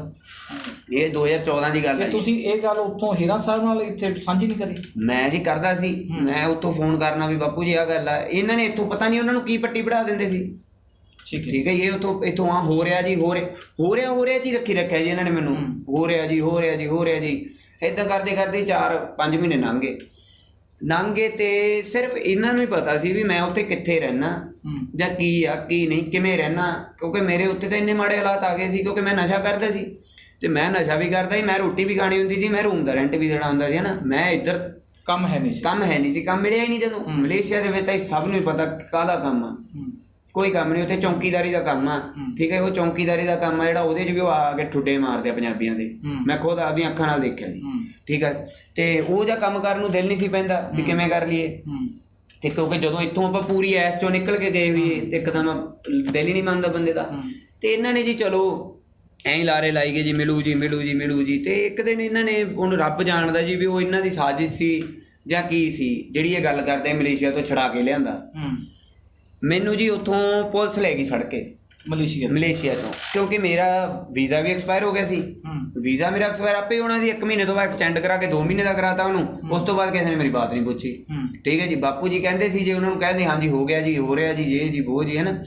ਤੇ ਉਸ ਤੋਂ ਬਾਅਦ ਇਹਨਾਂ ਨੇ ਕੀ ਕੀਤਾ ਜੀ, ਉੱਥੋਂ ਪੁਲਿਸ ਨੇ ਮੈਨੂੰ ਚੱਕ ਲਿਆ। ਤੇ ਮਲੇਸ਼ੀਆ ਦੇ ਵਿੱਚ ਜੀ ਮਤਲਬ ਉਹਨਾਂ ਕੋਲੇ ਇੱਕ ਕਾਨੂੰਨ ਆ ਉਹਨਾਂ ਦਾ ਵੀ ਜੇ ਉਹ ਤੁਹਾਡਾ ਯੂਰਿਨ ਟੈਸਟ ਦੇ ਵਿੱਚ ਵੀ ਡਰੱਗ ਆ ਜਾਏ ਨਾ, ਉਹ ਤੁਹਾਡੇ ਤੇ ਪਰਚਾ ਦੇ ਦਿੰਦੇ। ਅੱਛਾ ਜੀ, ਠੀਕ ਹੈ ਜੀ। ਤੇ ਉਹਨਾਂ ਨੇ ਜੀ ਮੇਰਾ ਯੂਰਿਨ ਟੈਸਟ ਕੀਤਾ, ਯੂਰਿਨ ਟੈਸਟ ਕਰਕੇ ਉਹਨਾਂ ਨੇ ਮੇਰੇ ਤੇ ਪਰਚਾ ਦਿੱਤਾ ਜੀ। ਨਾਲ ਨਸ਼ਾ ਕਰਦੇ ਸੀ ਤੁਸੀਂ? ਹਾਂਜੀ, ਨਸ਼ਾ ਕਰਦਾ ਸੀ ਮੈਂ ਹੈ ਨਾ। ਮੇਰੇ ਤੇ ਨਾਲ ਉਹਨਾਂ ਨੇ ਥੋੜਾ ਜਿਹਾ ਡਰੱਗ ਵੀ ਪਾਤਾ। ਅੱਛਾ, ਤੇ ਨਸ਼ਾ ਤਾਂ ਚਲੋ ਉਹ ਤਾਂ ਆ ਹੀ ਗਿਆ ਸੀ ਮੇਰੇ ਯੂਰਿਨ ਟੈਸਟ ਹੈ ਨਾ। ਤੇ ਉਹਨਾਂ ਨੇ ਮੇਰੇ ਤੇ ਇਲੀਗਲ ਰਹਿਣ ਦਾ ਵੀ ਪਰਚਾ ਨਾਲ ਦਿੱਤਾ ਤੇ ਮੈਨੂੰ ਭੇਜਤਾ ਹੀ ਜੇਲ੍ਹ। ਅੱਛਾ, ਚਲੋ ਜੀ, ਉਹ ਮੇਰੇ ਨਾਲ ਨਾ ਇੱਕ ਉੱਥੇ ਮੇਰਾ ਮਿੱਤਰ ਬਣ ਕੇ ਪਾਕਿਸਤਾਨ ਦਾ ਮੁੰਡਾ ਸੀ, ਅਲੀ ਉਹਦਾ ਨਾਮ ਸੀ। ਤੇ ਉਹਨੇ ਚਲੋ ਇੱਧਰ ਫੋਨ ਕਰਕੇ ਦੱਸਤਾ ਬਾਪੂ ਜੀ ਉਹਨਾਂ ਨੂੰ ਵੀ ਐਂ ਕਰਕੇ ਰਿਸ਼ੂ ਨੂੰ ਲੈ ਗਏ ਜਾਂ ਕੁਛ ਵੀ ਹੈ ਨਾ।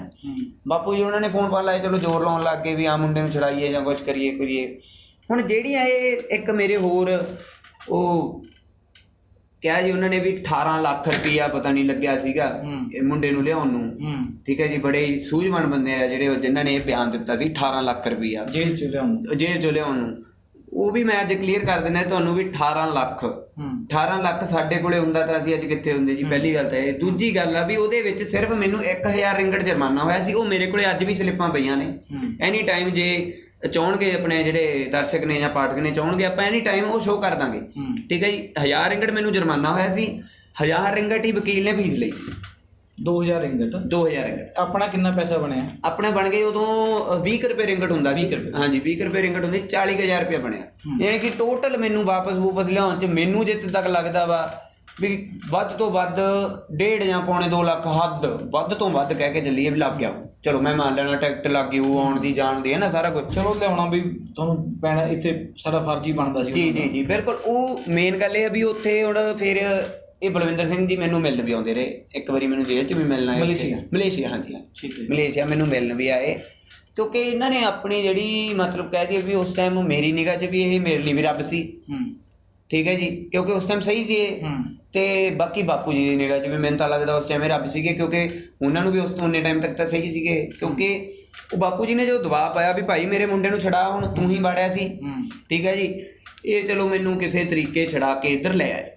ਠੀਕ ਹੈ ਜੀ, ਤੇ ਉਸ ਤੋਂ ਬਾਅਦ ਚਲੋ ਨਸ਼ਾ ਮੈਂ ਫੇਰ ਇੱਧਰ ਦੁਬਾਰਾ ਆ ਕੇ ਵੀ ਕਰਨ ਲੱਗ ਗਿਆ। ਅੱਛਾ ਜੀ। ਠੀਕ ਹੈ ਜੀ, ਫੇਰ ਕਰਦਾ ਰਿਹਾ ਬਟ ਮੈਂ ਹੁਣ ਪਿਛਲੇ 2.5 ਸਾਲ ਤੋਂ, ਜਦੋਂ ਦੇ ਬਾਪੂ ਜੀ ਦਾ ਗਦੂਦਾਂ ਦਾ ਆਪਰੇਸ਼ਨ ਹੋਇਆ ਸੀ, ਇੱਕ ਤਾਂ ਪਿਛਲੇ ਸਾਲ ਹੋਇਆ ਸੀ, ਇੱਕ ਇਸ ਤੋਂ ਪਿਛਲੇ ਸਾਲ ਹੋਇਆ ਸੀ 2000। ਇਹ ਵੀ ਤੁਹਾਡੀ ਗੱਲ ਵਿਚਾਲੇ ਆ, ਤਾਂ ਬਹੁਤ ਜ਼ਿੰਮੇਵਾਰ ਬੰਦੇ ਸੀ। ਮੈਂ ਕਿਸੇ ਚੈਨਲ ਤੇ ਦੇਖ ਰਿਹਾ ਸੀ, ਉਹ ਕਹਿੰਦੇ ਵੀ ਹਰ ਵਾਰ ਡਰਾਮਾ ਹੀ ਕਰਦੇ ਸੀਗੇ ਬਿਮਾਰ ਹੋਣ ਦਾ।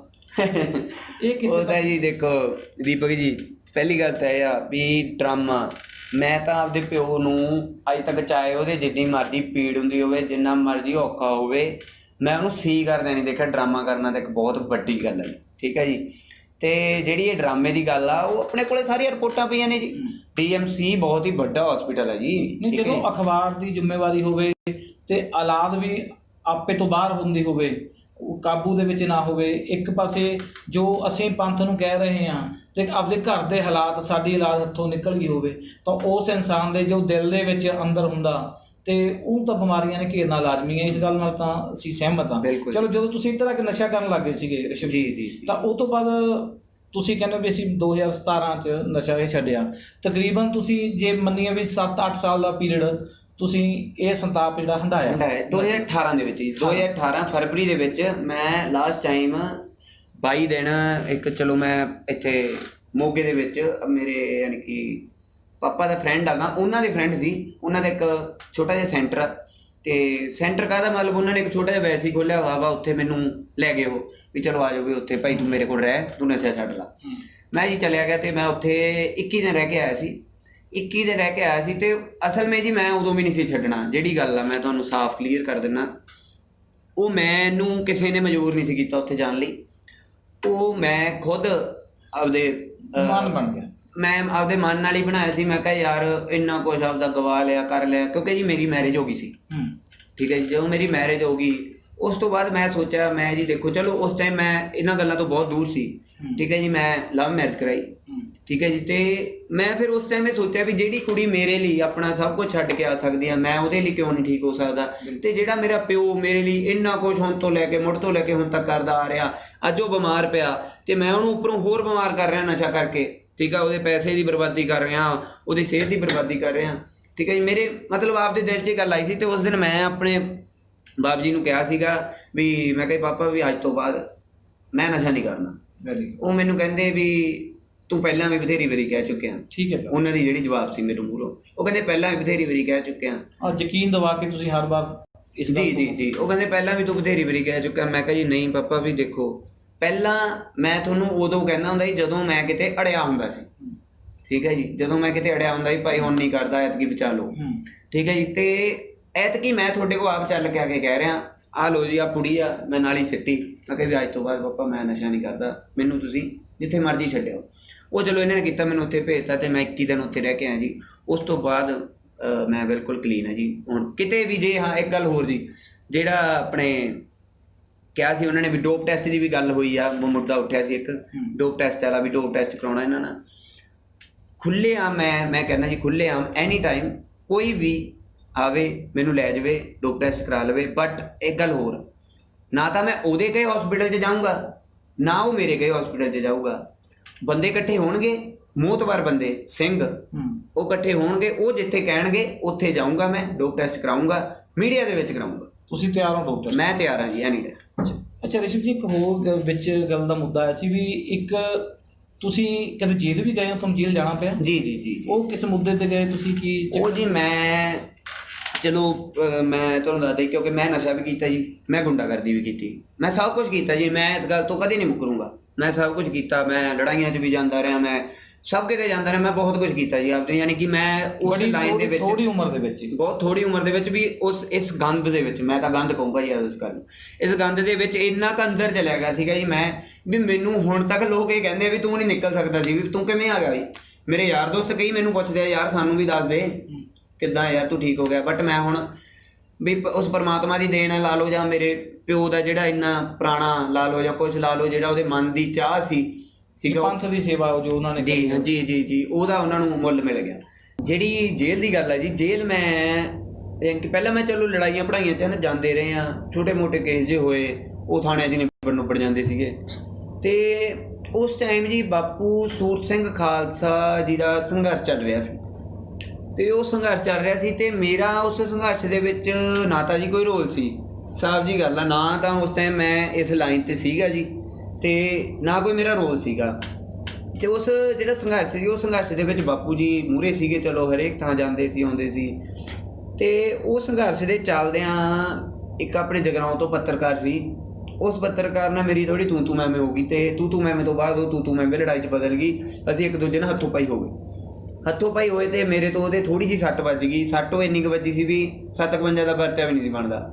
ਪਰ ਉਸ ਟਾਈਮ ਆਪਣੇ ਇੱਥੇ SSP ਹੁੰਦੇ ਸੀ ਸਰਦਾਰ ਰਘਚਰਨ ਸਿੰਘ ਬਰਾੜ, ਇਹਨਾਂ ਨੇ ਮੇਰੇ ਤੇ ਜੀ 307 ਦਾ ਪਰਚਾ ਦੇ ਦਿੱਤਾ। ਅੱਛਾ, ਠੀਕ ਹੈ ਜੀ। ਅੱਜ ਇਹ ਵੀ ਮੈਂ ਕਲੀਅਰ ਕਰਦਾ ਕਿਉਂਕਿ ਇਹਨਾਂ ਨੇ ਕਿਹਾ ਸੀ ਵੀ ਮੁੰਡਾ ਉਦੋਂ ਨਸ਼ੇ 'ਚ ਅੰਦਰ ਸੀ, ਤੇ ਜਸਪਾਲ ਸਿੰਘ ਹੀਰਾ ਨੇ ਜਾ ਕੇ ਪ੍ਰਕਾਸ਼ ਸਿੰਘ ਬਾਦਲ ਨੂੰ ਕਿਹਾ ਸੀ ਵੀ ਇਹ ਮੇਰਾ ਮੁੰਡਾ ਨਸ਼ੇ 'ਚ ਫੜ ਲਿਆ ਤੇ ਉਹਨੂੰ ਕੁੱਟਿਆ ਵੀ ਆ, ਉਹਨੂੰ ਛਡਾਓ।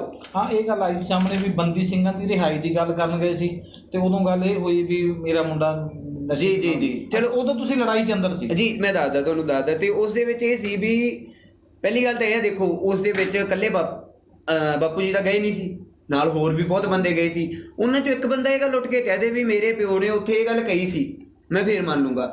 ਦੂਜੀ ਗੱਲ, ਚਲੋ ਜੇ ਕਹਿ ਵੀ ਦਿੱਤੀ ਹੋਊ, ਦੂਜੀ ਗੱਲ, ਪਹਿਲੀ ਗੱਲ ਤਾਂ ਮੈਂ ਸਾਫ਼ ਹੀ ਕਹਿਣਾ ਵੀ ਕਹਿ ਨਹੀਂ ਸਕਦੇ।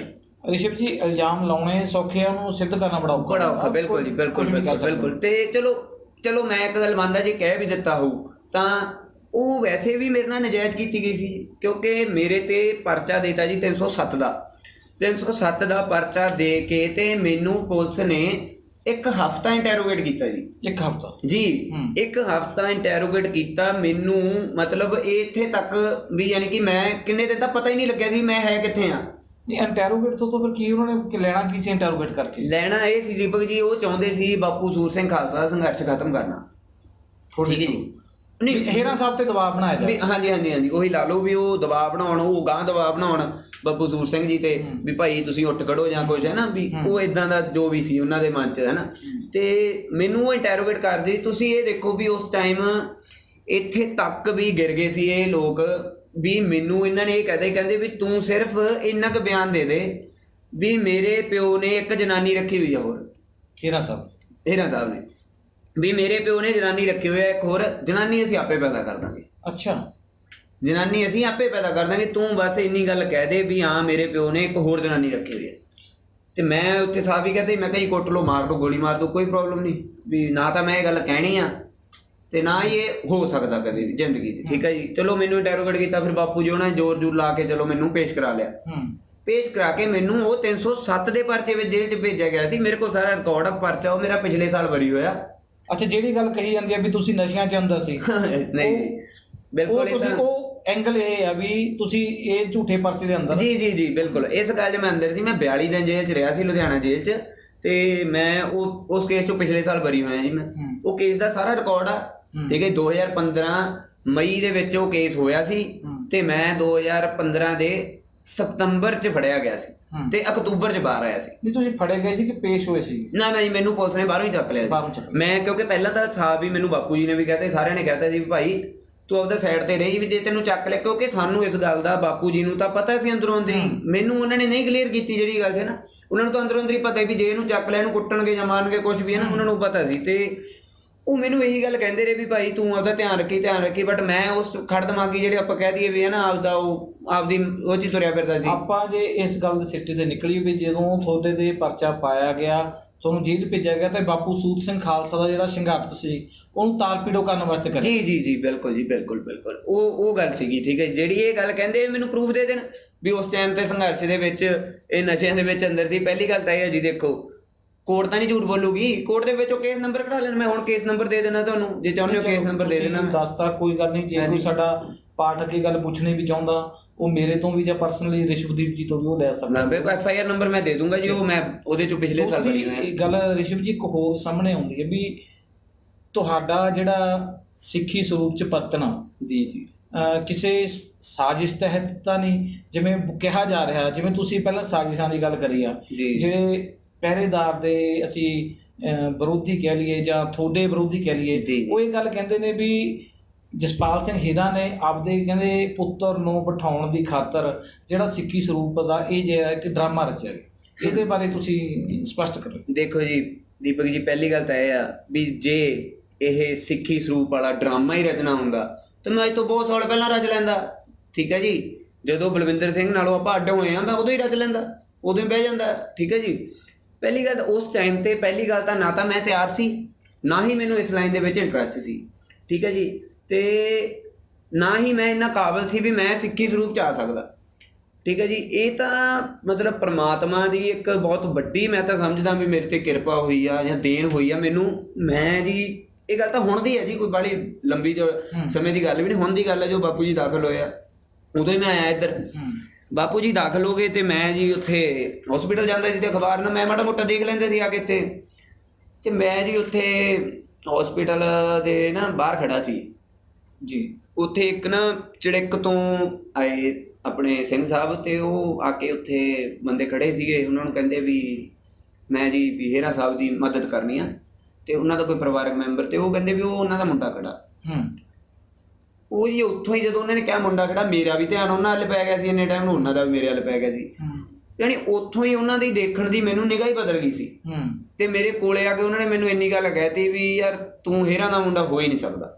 ਉਹਦਾ ਕਾਰਨ ਮੇਰੇ ਵਾਲ ਕੱਟੇ ਹੋਏ ਸੀ। ਅੱਛਾ, ਵਾਲ ਕੱਟੇ ਹੋਏ ਸੀ। ਮੇਰੇ ਵਾਲ ਕੱਟੇ ਹੋਏ ਸੀ, ਮੈਂ ਉਵੇਂ ਹੀ ਨੰਗੇ ਸੇਰੀ ਸੀ, ਕੋਈ ਮੇਰੇ ਸਿਰ ਤੇ ਪਰਨਾ ਨਹੀਂ ਸੀ ਜਾਂ ਕੁਝ ਵੀ ਨਹੀਂ ਸੀ ਨਾ। ਮੈਂ ਉਵੇਂ ਮੇਰੇ ਵਾਲ ਕੱਟੇ ਹੋਏ ਸੀ, ਦਾੜੀ ਵੀ ਕੱਟਦਾ ਸੀ ਮੈਂ ਤੇ ਮੈਨੂੰ ਇਹ ਤੂੰ ਹੇਰਾ ਦਾ ਮੁੰਡਾ ਹੋ ਹੀ ਨਹੀਂ ਸਕਦਾ। ਅਤੇ ਉਸ ਗੱਲ ਨੇ ਜਾਣੀ ਕਿ ਮੈਨੂੰ ਇਹ ਲਾ ਲਓ, ਅੱਜ ਤੱਕ ਮੈਨੂੰ ਹੋਰ ਬਹੁਤ ਕੁਝ ਕਿਹਾ ਸੀ ਜੀ ਲੋਕਾਂ ਨੇ ਵੀ ਤੂੰ ਹੋ ਜਾ, ਠੀਕ ਹੋ ਜਾ, ਜੇ ਹੋ ਜਾ, ਵੋ ਹੋ ਜਾ, ਬਟ ਉਹ ਜਿਹੜੀ ਗੱਲ ਮੈਨੂੰ ਕੋਈ ਵੀ ਤੂੰ ਹੇਰਾ ਦਾ ਮੁੰਡਾ ਨਹੀਂ ਹੋ ਸਕਦਾ, ਉਸ ਗੱਲ ਨੇ ਮੈਨੂੰ ਇੰਨੀ ਕੁ ਜ਼ਿਆਦਾ ਸੱਟ ਮਾਰੀ ਅੰਦਰੋਂ। ਇੱਕਦਮ ਮੈਨੂੰ ਝਟਕਾ ਲੱਗਿਆ, ਉਸ ਜੋੜ ਕੇ ਰੱਖਤਾ ਝਟਕਾ ਲੱਗਿਆ, ਅਤੇ ਮੈਂ ਬਸ ਇੱਕ ਜੀ ਉੱਥੇ ਰੋਇਆ ਹੀ ਨਹੀਂ।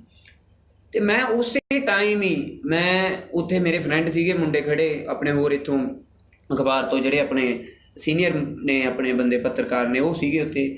ਮੈਂ ਉਹਨਾਂ ਤੋਂ ਸਾਈਡ 'ਤੇ ਹੋ ਗਿਆ, ਇੱਕਦਮ ਸਾਈਡ 'ਤੇ ਹੋ ਗਿਆ। ਅਤੇ ਮੈਂ ਸਾਈਡ 'ਤੇ ਜਾ ਕੇ ਮੈਂ ਵੀ ਉਸ ਟਾਈਮ ਮੈਂ ਆਪਣੇ ਆਪ ਨਾਲ ਆਪਦੇ ਮਨ 'ਚ ਵਾਅਦਾ ਕੀਤਾ ਸੀ ਵੀ ਕਾਕਾ ਅਖਬਾਰ ਸਾਂਭਣਾ ਨਹੀਂ ਸਾਂਭਣਾ ਅੱਡ ਗੱਲ ਆ, ਬਟ ਅੱਜ ਤੋਂ ਬਾਅਦ ਸਿੱਖੀ ਸਰੂਪ 'ਚ ਆਉਣਾ। ਠੀਕ ਹੈ ਜੀ, ਅਤੇ ਮੈਂ ਉਸ ਤੋਂ ਬਾਅਦ ਅੰਦਰ ਗਿਆ ਜੀ। ਕੁਦਰਤੀ ਵੀ ਮੈਨੂੰ ਘੰਟੇ ਬਾਅਦ ਹੀ ਆਵਾਜ਼ ਪੈ ਗਈ ਵੀ ਅੰਦਰ ਬੁਲਾਇਆ ਤੁਹਾਨੂੰ।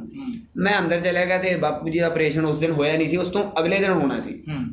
ਮੈਂ ਬਾਪੂ ਜੀ ਨੂੰ ਜਾ ਕੇ ਪੈਰਾਂ 'ਤੇ ਸਿਰ ਰੱਖ ਕੇ ਮੈਂ ਕਿਹਾ ਜੀ ਵੀ ਪਾਪਾ ਵੀ ਅੱਜ ਤੋਂ ਬਾਅਦ ਮੈਂ ਕਦੇ ਵੀ ਵਾਲਾਂ ਨੂੰ ਜਾਂ ਦਾੜੀ ਨੂੰ ਕੈਂਚੀ ਨਹੀਂ ਲਗਾਊਂਗਾ।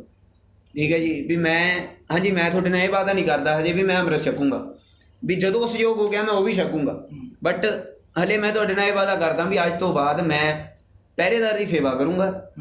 ਠੀਕ ਹੈ ਜੀ, ਅਤੇ ਮੈਂ ਵਾਲ 'ਤੇ ਕੇਸ 'ਤੇ ਦਾੜੀ ਰੱਖੂੰਗਾ। ਠੀਕ ਹੈ ਜੀ, ਅਤੇ ਉਹ ਮੇਰਾ ਯਾਨੀ ਕਿ ਮੋੜਾ ਇੱਕ ਇੱਧਰ ਪੈਣ ਨਾਲ।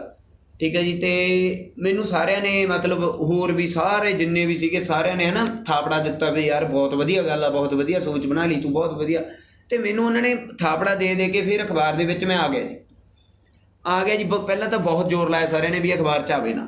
ਚਲੋ ਜਦੋਂ ਮੈਂ ਆ ਗਿਆ, ਹੁਣ ਦੇਖੋ ਜੀ ਮੈਂ ਇੱਕ ਗੱਲ ਸਾਫ਼ ਕਰ ਦਿੰਦਾ ਜੀ, ਸਾਜ਼ਿਸ਼ ਵਾਲੀ ਜਿਹੜੀ ਗੱਲ, ਦੇਖੋ ਜੀ ਮੈਨੂੰ ਨਹੀਂ ਲੱਗਦਾ ਵੀ ਮੇਰੇ ਪਿਓ ਦੀ ਇੱਕੋ ਇੱਕ ਵਿਰਾਸਤ ਹੈ ਜੀ, ਉਹਦੀ ਖੂਨ ਪਸੀਨੇ ਤੋਂ ਛੱਡ ਕੇ ਯਾਨੀ ਕਿ ਜੋ ਵੀ ਉਹਨੇ ਅੱਜ ਤੱਕ ਸੰਤਾਪ ਬਣਾਇਆ ਸਾਰਾ ਕੁਝ ਸਿਰਫ ਅਤੇ ਸਿਰਫ ਕਿਸ ਚੀਜ਼ ਪਿੱਛੇ, ਪਹਿਰੇਦਾਰ ਪਿੱਛੇ। ਠੀਕ ਹੈ ਜੀ, ਸਿਰਫ ਇੱਕੋ ਇੱਕ ਉਸ ਬੰਦੇ ਦੀ ਵਿਰਾਸਤ ਹੈ ਜੀ। ਠੀਕ ਹੈ, ਮੈਨੂੰ ਨਹੀਂ ਲੱਗਦਾ ਵੀ ਉਸ ਇੱਕ ਵਿਰਾਸਤ ਨੂੰ ਮੈਨੂੰ ਸਾਂਭਣ ਲਈ ਕਿਸੇ ਸਾਜ਼ਿਸ਼ ਦੀ ਲੋੜ ਹੈਗੀ ਆ। ਠੀਕ ਹੈ ਜੀ, ਉਹ ਤਾਂ ਅੱਜ ਤੱਕ ਮੈਨੂੰ ਮੇਰੇ ਫਾਦਰ ਸਾਹਿਬ ਨੇ ਖੁਦ ਹੀ ਨਹੀਂ ਵੜਨ ਦਿੱਤਾ ਸੀ ਇੱਧਰ। ਠੀਕ ਹੈ ਜੀ, ਮੈਂ ਜੇ ਇੱਥੇ ਆ ਕੇ ਬਹਿ ਵੀ ਜਾਂਦਾ ਸੀ ਨਾ ਤੇ ਮੈਨੂੰ ਉਠਾ ਕੇ ਅੰਦਰ ਤੋੜ ਦਿੰਦੇ ਹੁੰਦੇ ਸੀ ਵੀ ਜਾ ਕੇ ਉਸ ਕਮਰੇ 'ਚ ਬਹਿ ਜਾ, ਤੂੰ ਬਾਹਰ ਨਹੀਂ ਬਹਿਣਾਗਾ, ਵੀ ਤੂੰ ਅਜੇ ਯੋਗ ਨਹੀਂ ਹੋਇਆ ਇੰਨਾ ਵੀ ਤੂੰ ਬਾਹਰ ਬਹਿ ਜਾਵੇ।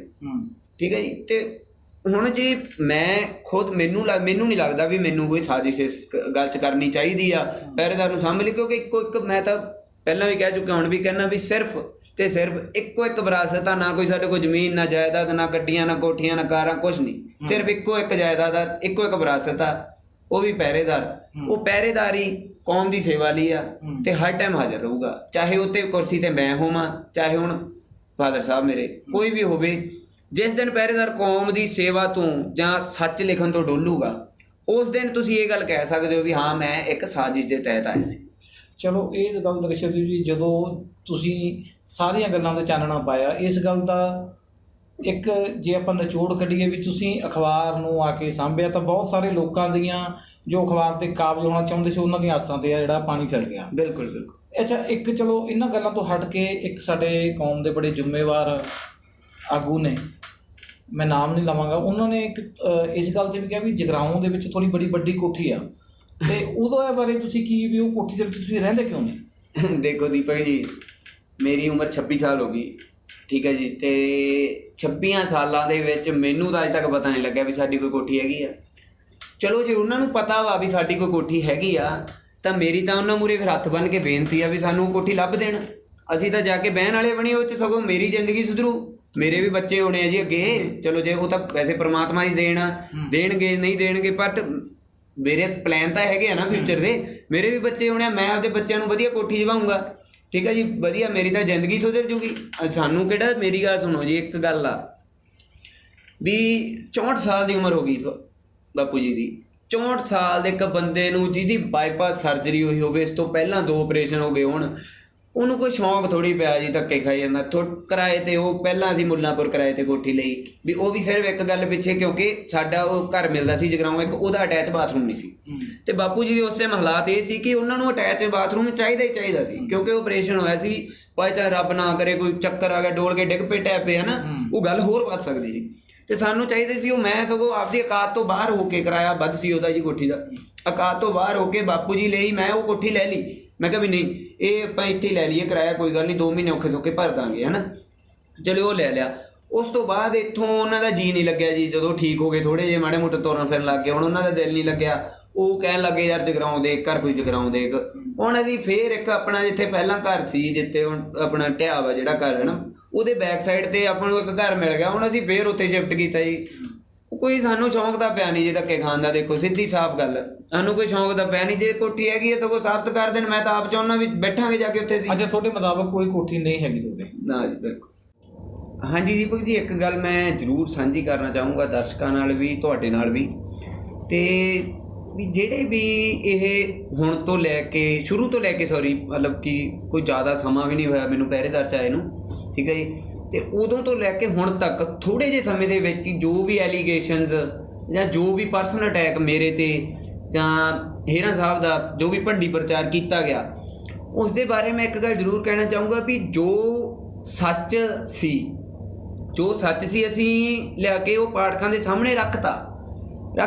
ਤੁਸੀਂ ਉਸ ਗੱਲ ਦਾ ਜਵਾਬ ਦੇਣ ਦੀ ਬਜਾਏ ਭੰਡੀ ਪ੍ਰਚਾਰ ਵੱਲ ਤੁਰ ਪਏ, ਉਹ ਵੀ ਪਰਸਨਲ ਅਟੈਕ ਸਿੱਧੇ ਤੌਰ 'ਤੇ। ਕਿਉਂਕਿ ਜੀ ਮੈਂ 26 ਸਾਲ ਮੇਰੀ ਉਮਰ ਹੋ ਗਈ, 26 ਸਾਲ ਯਾਨੀ ਕਿ 13 ਸਾਲ ਦਾ ਬੱਚਾ ਸੁਰਤ ਸਾਂਭ ਜਾਂਦਾ ਜੀ ਪੂਰੀ, ਅਤੇ ਮੈਂ ਤਾਂ ਵੈਸੇ ਵੀ ਆਪਦੀ ਉਮਰ ਤੋਂ ਵੱਡੇ ਕੰਮ ਕਰ ਗਿਆ, ਮੈਨੂੰ ਜਿੱਥੇ ਤੱਕ ਲੱਗਦਾ ਵੀ ਮੈਂ ਆਪਦੇ ਤੋਂ ਪਹਿਲਾਂ ਹੀ ਸੁਰਤ 'ਚ ਆ ਗਿਆ, ਹੈ ਨਾ। ਅਤੇ ਕਿਉਂਕਿ 14-15 ਸਾਲ ਦਾ ਮੈਂ ਨਸ਼ਾ ਕਰਨ ਲੱਗ ਗਿਆ ਸੀ, ਮਗਰ ਕੀ ਰਹਿ ਗਿਆ ਜੀ, ਹੈ ਨਾ। ਅਤੇ ਮੈਂ ਅੱਜ ਤੱਕ ਬਾਪੂ ਜੀ ਨੂੰ ਦਾਰੂ ਤਾਂ ਛੱਡੋ, ਮੀਟ ਖਾਂਦਿਆਂ ਨੂੰ ਨਹੀਂ ਦੇਖਿਆ ਵੀ ਮੈਂ ਖਾਂਦਾ ਰਿਹਾ ਜੀ, ਹੋਰ ਛੱਡੋ, ਮੈਂ ਘਰੇ ਵੀ ਬਣਾਉਂਦਾ ਰਿਹਾ, ਸੱਚ, ਜਿਹੜੀ ਗੱਲ ਸੱਚ, ਬਿਲਕੁਲ ਸੱਚ। ਹੇਰਾ ਸਾਹਿਬ ਤੋਂ ਲੁਕੋ ਕੇ ਮੈਂ ਉਹੀ ਤੁਹਾਨੂੰ ਦੱਸਦਾ ਵੀ ਮੈਂ ਘਰੇ ਵੀ ਬਣਾਉਂਦਾ ਰਿਹਾ, ਬਟ ਕਿ ਉਹ ਕਿਉਂ ਬਣਾਉਂਦਾ ਰਿਹਾ, ਉਸ ਟਾਈਮ ਬਾਪੂ ਜੀ ਦਫ਼ਤਰ ਹੁੰਦੇ ਸੀ, ਮੈਂ ਕੀ ਕਰਨਾ ਜੀ, ਮਗਰੋਂ ਹੀ ਬਣਾ ਲੈਣਾ, ਬਣਾ ਕੇ ਖਾ ਲੈਣਾ, ਠੀਕ ਆ। ਜੇ ਮੰਮੀ ਨੂੰ ਪਤਾ ਲੱਗ ਗਿਆ, ਮੰਮੀ ਨੂੰ ਮਨਾ ਲੈਣਾ, ਮੰਮੀ ਪਾਪਾ ਨੂੰ ਨਾ ਦੱਸਿਓ, ਠੀਕ ਹੈ ਜੀ। ਯਾਨੀ ਇਹ ਕੁਛ ਵੀ ਮੈਂ ਕਰਦਾ ਰਿਹਾ ਹੈ ਨਾ, ਚੋਰੀ ਪਹਿਲਾਂ, ਅਤੇ ਉਹ ਮੈਂ ਤਾਂ ਉਹਨਾਂ ਨੂੰ ਚਿਕਨ ਖਾਂਦਿਆਂ ਨੂੰ ਨਹੀਂ ਦੇਖਿਆ ਜੀ ਅੱਜ ਤੱਕ ਜਾਂ ਕੋਈ, ਯਾਨੀ। ਅਤੇ ਇਹਨਾਂ ਨੇ ਏਡੇ ਵੱਡੇ ਐਲੀਗੇਸ਼ਨ ਲਾਤੇ ਵੀ, ਜਾਣੀ ਇੱਕ ਸਮਾਂ ਇਹੋ ਜਿਹਾ ਆ ਗਿਆ ਸੀ, ਮੇਰਾ ਦਿਲ ਟੁੱਟ ਗਿਆ ਸੀ।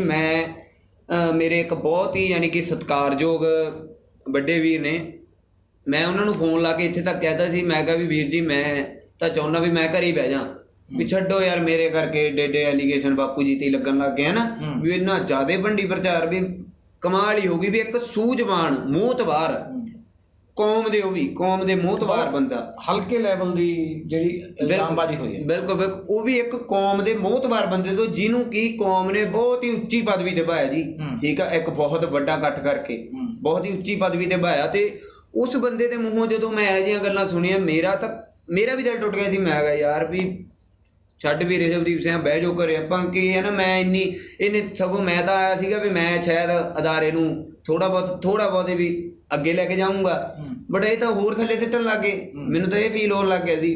ਬਟ ਫਿਰ ਮੈਨੂੰ ਉਹਨਾਂ ਨੇ ਇਹ ਗੱਲ ਸਮਝਾਈ, ਉਹ ਮੈਨੂੰ ਕਹਿੰਦੇ ਵੀ ਕਾਕਾ ਜੀ, ਜੇ ਤੁਸੀਂ ਘਰੇ ਬਹਿ ਗਏ ਫਿਰ ਤਾਂ ਉਹ ਜਿੱਤ ਗਏ, ਠੀਕ ਹੈ, ਅਤੇ ਨਾਲੇ ਤੁਸੀਂ ਝੂਠੇ ਹੋ ਗਏ, ਠੀਕ ਹੈ ਜੀ, ਤੇ ਉਹ ਮੈਂ ਜ਼ਰੂਰ ਇੱਕ ਗੱਲ ਕਲੀਅਰ ਕਰ ਦੇਣੀ ਚਾਹੁੰਦਾ, ਸਾਰਿਆਂ ਨੂੰ ਕਲੀਅਰ ਕਰ ਦੇਣੀ ਚਾਹੁੰਦਾ ਕਿ ਨਾ ਤਾਂ ਮੈਂ ਕਦੇ ਵੀ ਕਿਸੇ ਤੇ ਪਰਸਨਲ ਅਟੈਕ ਕਰੂੰਗਾ, ਨਾ ਹੀ ਮੈਨੂੰ ਇਹ ਗੱਲਾਂ ਚੰਗੀਆਂ ਲੱਗਦੀਆਂ ਨੇ ਜੀ, ਕਿਉਂਕਿ ਇਹ ਬਹੁਤ ਹੀ ਹਲਕੀਆਂ ਤੇ ਇੱਕ ਬੱਚਿਆਂ ਵਾਲੀਆਂ, ਮੈਂ ਤਾਂ ਇਹੀ ਕਹੂੰਗਾ ਜੀ, ਇੱਕ ਬੱਚਿਆਂ ਵਾਲੀਆਂ ਗੱਲਾਂ ਹੁੰਦੀਆਂ ਨੇ ਵੀ ਆਪਾਂ ਐਵੇਂ ਹੈ ਨਾ, ਇੱਕ ਤੇ ਵੀ ਜਿਵੇਂ ਉਹ ਛੋਟੇ ਹੁੰਦੇ ਨਹੀਂ ਕਰਦੇ ਹੁੰਦੇ ਸੀ ਵੀ ਮੈਂ ਫਿਰ ਤੇਰੀ ਮੰਮੀ ਨੂੰ ਦੱਸੂ ਤੂੰ ਐਂ ਕੀਤਾ, ਠੀਕ ਆ, ਮੈਂ ਉਹਨੂੰ ਦੱਸੂ ਤੂੰ ਐਂ ਕੀਤਾ। ਇਹ ਉਸ ਗੱਲਾਂ ਤੇ ਉਸ ਲੈਵਲ ਤੇ ਚਲੀਆਂ ਗਈਆਂ ਜੀ ਇਹ ਗੱਲਾਂ, ਵੀ ਉਹ ਦਾਰੂ ਪੀਂਦਾ ਜੀ, ਉਹਨੇ ਅੰਮ੍ਰਿਤ ਵੀ ਨਹੀਂ ਛਕਿਆ। ਹਾਂਜੀ ਸੱਚ, ਇਹ ਇੱਕ ਹੋਰ ਗੱਲ ਅੰਮ੍ਰਿਤ ਛਕਣ ਵਾਲੀ ਗੱਲ ਸੀ ਜਿਹੜੀ, ਇਹ ਵੀ ਮੈਂ ਕਲੀਅਰ ਕਰਦਾ ਵੀ ਅੰਮ੍ਰਿਤਧਾਰੀ ਨਹੀਂ ਹੈਗੇ ਹੇਰਾਂ ਸਾਹਿਬ। ਦੇਖੋ ਜੀ, ਅੱਜ ਤੋਂ 3 ਸਾਲ ਪਹਿਲਾਂ ਜਦੋਂ ਹੇਰਾਂ ਸਾਹਿਬ ਦਾ ਪਹਿਲਾ ਆਪਰੇਸ਼ਨ ਹੋਇਆ ਗਦੂਦਾਂ ਦਾ, ਉਸ ਟਾਈਮ ਤੇ ਡਾਕਟਰ ਸਾਹਿਬ ਨੇ ਮੈਨੂੰ ਅੰਦਰ ਸੱਦ ਕੇ ਗਈ ਸੀ ਇਹ ਗੱਲ ਵੀ ਇਹਨਾਂ ਦੇ ਵਾਲ ਕੱਟਣੇ ਪੈਣਗੇ ਸਾਰੇ ਸਰੀਰ ਦੇ, ਹੈ ਨਾ। ਮੈਂ ਉਹਨਾਂ ਨੂੰ ਕੱਟ ਦੋ, ਕੋਈ ਪ੍ਰੋਬਲਮ ਨਹੀਂ, ਵੀ ਤੁਸੀਂ ਕੱਟ ਦੋ, ਹੈ ਨਾ। ਤੇ ਪਾਪਾ ਉੱਥੇ ਅੜ ਗਏ ਸੀ ਪਹਿਲਾਂ ਵੀ ਨਹੀਂ ਮੈਂ ਨਹੀਂ ਕਟਾਉਣੇ। ਫਿਰ ਚਲੋ ਮੈਂ ਕਹਿ ਕਹਾ ਕੇ ਮਨਾਇਆ। ਐਤਕੀ ਤਾਂ ਤੁਹਾਡੇ ਸਾਹਮਣੇ ਹੀ ਹੋਇਆ ਜੋ ਵੀ ਹੋਇਆ, ਐਤਕੀ ਵੀ ਅੜੇ, ਤੁਹਾਨੂੰ ਯਾਦ ਹੋਊਗਾ ਨਾ, ਉਦੋਂ ਵੀ ਇਹੀ ਸੇਮ ਆਹੀ ਗੱਲ ਹੋਈ ਸੀ। ਤੇ ਇਹ ਅੜ ਗਏ ਤੇ ਮੈਂ ਚਲੋ ਇਹਨਾਂ ਨੂੰ ਮਨਾ ਲਿਆ। ਤੇ ਉਸ ਦਿਨ ਫਿਰ ਮੈਨੂੰ ਨਾ ਬਾਪੂ ਜੀ ਨੇ ਕਿਹਾ, ਮੈਨੂੰ ਕਹਿੰਦੇ ਰਿਸ਼ੂ ਤੇ ਵੀ ਯਾਰ ਵੀ ਬੇਅਦਬੀ ਕਰਨ ਨਾਲੋਂ ਚੰਗਾ, ਠੀਕ ਹੈ, ਵੀ ਮੈਂ ਕਿਉਂ ਨਾ ਅੰਮ੍ਰਿਤ ਉਦੋਂ ਹੀ ਛਕ ਲਾਂ ਦੁਬਾਰਾ ਜਦੋਂ ਮੈਂ ਬਿਲਕੁਲ ਸਿਹਤਯਾਬ ਹੋ ਜਾ। ਬਿਲਕੁਲ ਠੀਕ ਹੈ ਜੀ। ਤੇ ਮੈਂ ਉਸ ਦਿਨ ਕਿਹਾ, ਮੈਂ ਕਿਹਾ ਵੀ ਦੇਖ ਲਓ ਪਾਪਾ ਜਿਵੇਂ ਤੁਹਾਨੂੰ ਠੀਕ ਲੱਗਦਾ, ਕਿਉਂਕਿ ਮੈਂ ਤਾਂ ਅਜੇ ਸਿੱਖ ਵੀ ਨਹੀਂ ਸੱਚਾ ਸੁੱਚਾ ਬਣ ਸਕਿਆ, ਤੇ ਮੈਂ ਤੁਹਾਨੂੰ ਇਸ ਗੱਲ ਦੀ ਸਲਾਹ ਨਹੀਂ ਦੇ ਸਕਦਾ ਨਾ। ਮੈਂ ਇਹ ਗੱਲ ਜਵਾਬ ਦਿੱਤਾ ਜੀ ਉਹਨਾਂ ਨੂੰ। ਤੇ ਉਹ ਜਿਹੜੀ ਅੰਮ੍ਰਿਤ ਛਕਣ ਵਾਲੀ ਗੱਲ ਆ, ਤੇ ਇੱਕ ਗੱਲ ਮੈਂ ਹੋਰ ਕਹਿਣਾ ਚਾਹੂੰਗਾ ਜੀ, ਵੀ ਜੇ ਅੰਮ੍ਰਿਤਧਾਰੀ ਹੋ ਕੇ ਆਪਾਂ ਇੰਨੇ ਥੱਲੇ ਵਾਲੇ ਲੈਵਲ 'ਤੇ ਜਾ ਕੇ ਗੱਲਾਂ ਕਰਨੀਆਂ, ਤਾਂ ਉਹਦੇ ਨਾਲੋਂ ਮੈਂ ਤਾਂ ਇਹ ਮੰਨਦਾ ਵੀ ਅੰਮ੍ਰਿਤਧਾਰੀ ਨਾ ਹੋਣਾ ਬਿਹਤਰ। ਬਿਲਕੁਲ ਠੀਕ ਹੈ ਜੀ। ਵੀ ਮੈਂ ਵੈਸੇ क्षमा ਮੰਗਦਾ ਇਸ ਗੱਲ ਲਈ, ਮੈਂ ਖਿਮਾ ਦਾ ਜਾਚਕ ਹਾਂ ਜੀ ਬਿਲਕੁਲ, ਕਿਉਂਕਿ ਮੈਨੂੰ ਮੇਰੇ ਦਿਲ ਦੀ ਗੱਲ ਹੈ ਜੀ, ਇਹ ਮੈਂ ਕਹਿਣੀ ਵਾਜਬ ਸਮਝੀ ਹੈ, ਕਿਉਂਕਿ ਮੇਰੇ ਦਿਲ ਦੀ ਗੱਲ ਆ ਵੀ ਜੇ ਆਪਾਂ ਅੰਮ੍ਰਿਤਧਾਰੀ ਹੋ ਕੇ, ਕਿਉਂਕਿ ਅੰਮ੍ਰਿਤ ਛਕਣਾ ਮੈਂ ਖੁਦ ਆਪਦੇ ਲਈ ਇੱਕ ਅੰਮ੍ਰਿਤਧਾਰੀ ਹੋਣਾ ਬਹੁਤ ਵੱਡੀ ਗੱਲ ਮੰਨਦਾ ਜੀ, ਬਹੁਤ ਵੱਡੀ ਗੱਲ। ਕਿਉਂਕਿ ਮੈਨੂੰ ਜਿੱਥੇ ਤੱਕ ਲੱਗਦਾ ਵੀ ਅੰਮ੍ਰਿਤਧਾਰੀ ਹੋਣਾ ਇੱਕ ਹਿਸਾਬ ਦਾ ਵੀ ਜਿਹਨੂੰ ਆਪਾਂ ਕਹਿ ਦਈਏ ਵੀ ਆਪਦੇ ਜਿੰਨੇ ਵੀ ਆਪਣੀ ਜਿਹੜੀ ਕੋਈ ਵੀ ਮਤਲਬ ਲਾ ਲਓ ਵੀ ਕੋਈ ਵੀ ਲਾਈਨ ਆ, ਉਹ ਕੁਛ ਵੀ ਆ, ਮਤਲਬ ਵੀ ਉਹ ਲਾਈਨ ਨੂੰ ਬਸ ਆਪਾਂ ਸਿੱਧੇ ਜਾਣਾ, ਫਿਰ ਉਸ ਲਾਈਨ ਤੇ ਬਿਲਕੁਲ ਠੀਕ ਹੈ, ਆਪਾਂ ਡੋਲ ਨਹੀਂ ਸਕਦੇ। ਉਸ ਤੋਂ ਬਾਅਦ ਜਦੋਂ ਆਪਾਂ ਅੰਮ੍ਰਿਤਧਾਰੀ ਹੋ ਗਏ, ਆਪਾਂ ਉਸ ਲਾਈਨ ਤੇ ਸਿੱਧੇ ਹੀ ਜਾਣਾ, ਆਪਾਂ ਡੋਲ ਨਹੀਂ ਸਕਦੇ। ਠੀਕ ਹੈ ਜੀ। ਤੇ ਉਹ ਮੈਨੂੰ ਤਾਂ ਇਹੀ ਲੱਗਦਾ ਵੀ ਉਹ ਜੇ ਅੰਮ੍ਰਿਤਧਾਰੀ ਹੋ ਕੇ ਆਪਾਂ ਇਹੋ ਜਿਹੀਆਂ ਕੂੜ ਪ੍ਰਚਾਰ, ਭੰਡੀ ਪ੍ਰਚਾਰ ਕਰਨਾ ਵਾ, ਤਾਂ ਉਸ ਤੋਂ ਚੰਗਾ ਅੰਮ੍ਰਿਤਧਾਰੀ ਨਾ ਹੋਣਾ ਹੀ ਚੰਗਾ ਜੀ। ਫਿਰ ਮੇਰੇ ਹਿਸਾਬ ਨਾਲ ਇਹ ਗੱਲ ਆ, ਮੈਂ ਮਾफ़ੀ ਮੰਗਦਾ ਜੇ ਕਿਸੇ ਨੂੰ ਮੇਰੀ ਇਹ ਗੱਲ ਗਲਤ ਲੱਗੇ ਤਾਂ ਮੈਂ ਮਾफ़ੀ ਮੰਗਦਾ, ਪਰ ਮੇਰੇ ਹਿਸਾਬ ਨਾਲ ਮੈਨੂੰ ਇਹ ਗੱਲ ਲੱਗਦੀ ਆ ਕਿ ਨਹੀਂ ਜੀ, ਮੈਂ ਇਹੀ ਗੱਲ ਕਹੂੰਗਾ ਜੀ। ਠੀਕ ਹੈ ਜੀ। ਬਾਕੀ ਮੈਂ ਦੁਬਾਰਾ ਫੇਰ ਇੱਕ ਵਾਰ ਜਾਂਦੇ ਜਾਂਦੇ ਸਾਰੇ ਦਰਸ਼ਕਾਂ ਤੋਂ, ਸਾਰੇ ਪਾਠਕਾਂ ਤੋਂ ਤੇ ਮਾफ़ੀ ਮੰਗਦਾ ਤੇ ਖਿਮਾ ਦਾ ਜਾਚਕਾਂ ਜੇ ਕੁਝ ਵੱਧ ਘੱਟ ਬੋਲਿਆ ਗਿਆ ਹੋਵੇ। ਬਾਕੀ ਗੁਰੂ ਫਤਿਹ ਪ੍ਰਵਾਨ ਕਰਿਓ ਜੀ। ਵਾਹਿਗੁਰੂ ਜੀ ਕਾ ਖਾਲਸਾ।